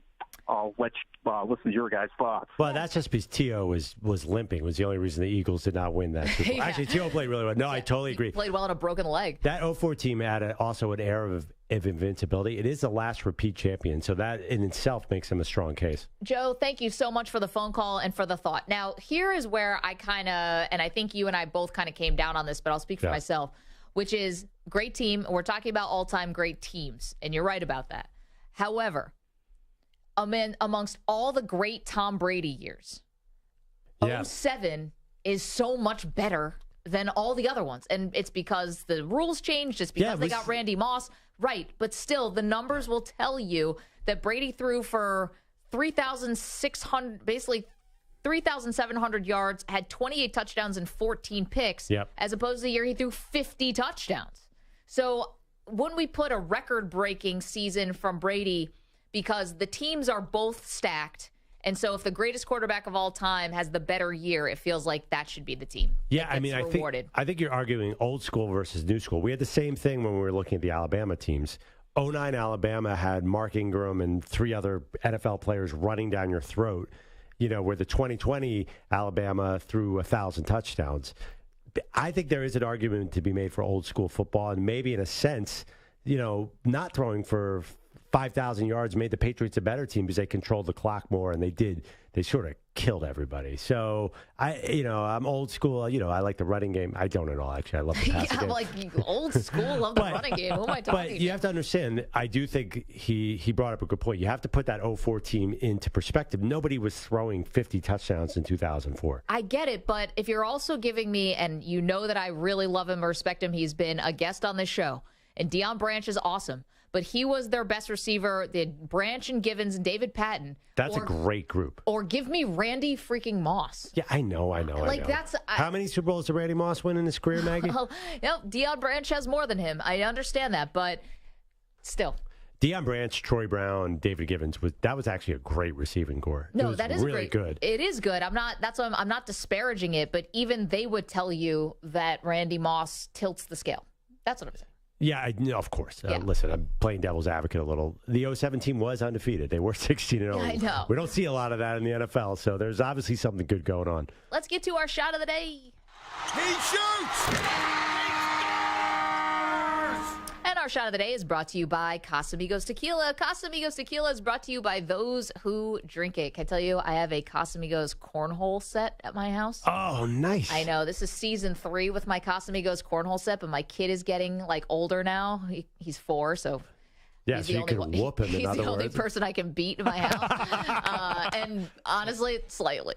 I've never been a great cornhole player, but it's beautiful. And we have it out on the front lawn right now. Anyway, okay. Shot of the day, Casamigos. Earlier in the show, how lucky are we? The greatest catcher of all time, Johnny Bench, joined us. And we didn't talk about teams in the old Big Red Machine. However, we did talk about the latest phenom for the Cincinnati Reds. That's Elly De La Cruz. He's kind of the National League Ohtani right now in some respects as far as the excitement. that he's brought to the game. I mean, that the other day, Andrew, he stole those 3 bases, and I think you just sat there with your mouth open. And then I'm watching the next day, and he's playing shortstop, and he's 6'6". He can do everything that's going on, and it's brought such energy and excitement. But it's how you sometimes just everybody pulls along, and they're in the tow, and they follow that along. And of course, even Joey Votto, who was Lazarus, where did all of a sudden he came out and he's hitting home runs? And this team, if it had enough pitching, they really can make a big statement in the second half. Got to keep an eye on the Reds on what they might do at the trade deadline, because he's right. I mean, the team is great. Hunter Green should be coming back from the IL pretty soon, right? I think he should be back after the break, but they still need some. Yeah, I mean, we host the Brewers on Friday night. I'm excited to see Ellie De La Cruz back. Yes. No, we're feeling really good about the second half. Honestly, I'm telling you, my reasoning is as good as any child who likes sports. The uniforms of the Reds look a lot like the uniforms of the Phillies. I can root for both teams. No. Yes, I can. That's against the rules. It's against the rules to have a 6'6" shortstop who steals home. There's no rules here, Maggie. It's modern baseball. Actually, there's a lot of rules, more than ever. Yeah. So speaking of modern baseball, do we have 25 seconds quickly about Barry Bonds? I mean, Barry Bonds was on the Hollywood Swingin' podcast with Jerry Hairston Jr. and Stephen Bishop. Whoa. Believes he is vindicated. I was vindicated. I went to the court. I was in federal court, and I won my case 100%. Where is the vindication of me in my own sport? That's what bothers me. So that was Barry Bonds, and he was talking about the Hall of Fame. Now, one thing that I might push back on is that he was convicted of one felony count of obstruction of justice for giving an incomplete answer to a question in a grand jury testimony, but a mistrial was declared on the remaining 3 counts of perjury, and all the charges were dropped. So there was like an obstruction of justice situation that happened, not to be like splitting hairs here. Yeah. But, Well, I got to tell you right now, I'm very disappointed. It's a podcast called Hollywood Swingers, and it's about Hollywood Swing In, not whatever. Swingers. Whatever. I don't want to hear about steroids and baseball. I want to hear some good gossip here. Well, Stephen Bishop, he's the actor, right? He's the one who played David Justice in Moneyball. That's who this is? Okay. I believe. Isn't that who it is, Sandra? Yeah. Wait, are we supposed to know? Harrison Jr. Oh, okay. Well, Jerry Harrison Jr. we all know played, but Stephen Bishop is the actor. Yeah, well, okay. Give us some Hollywood Swingers. I want to know what's going on here. You think it's a gossip podcast? I think it's baseball and gossip. That's what I signed up for, Maggie. Thank you to Mike Samter. Thank you to Stu Kovacs. Thank you to Johnny Bench, Ahman Green, and Mike Martz. What a cast we had today. Of course, the Weedos and the Purple Drinkers couldn't do it without you, the callers as well. We'll see you tomorrow. We'll break down the top greatest NBA teams the last 30 years.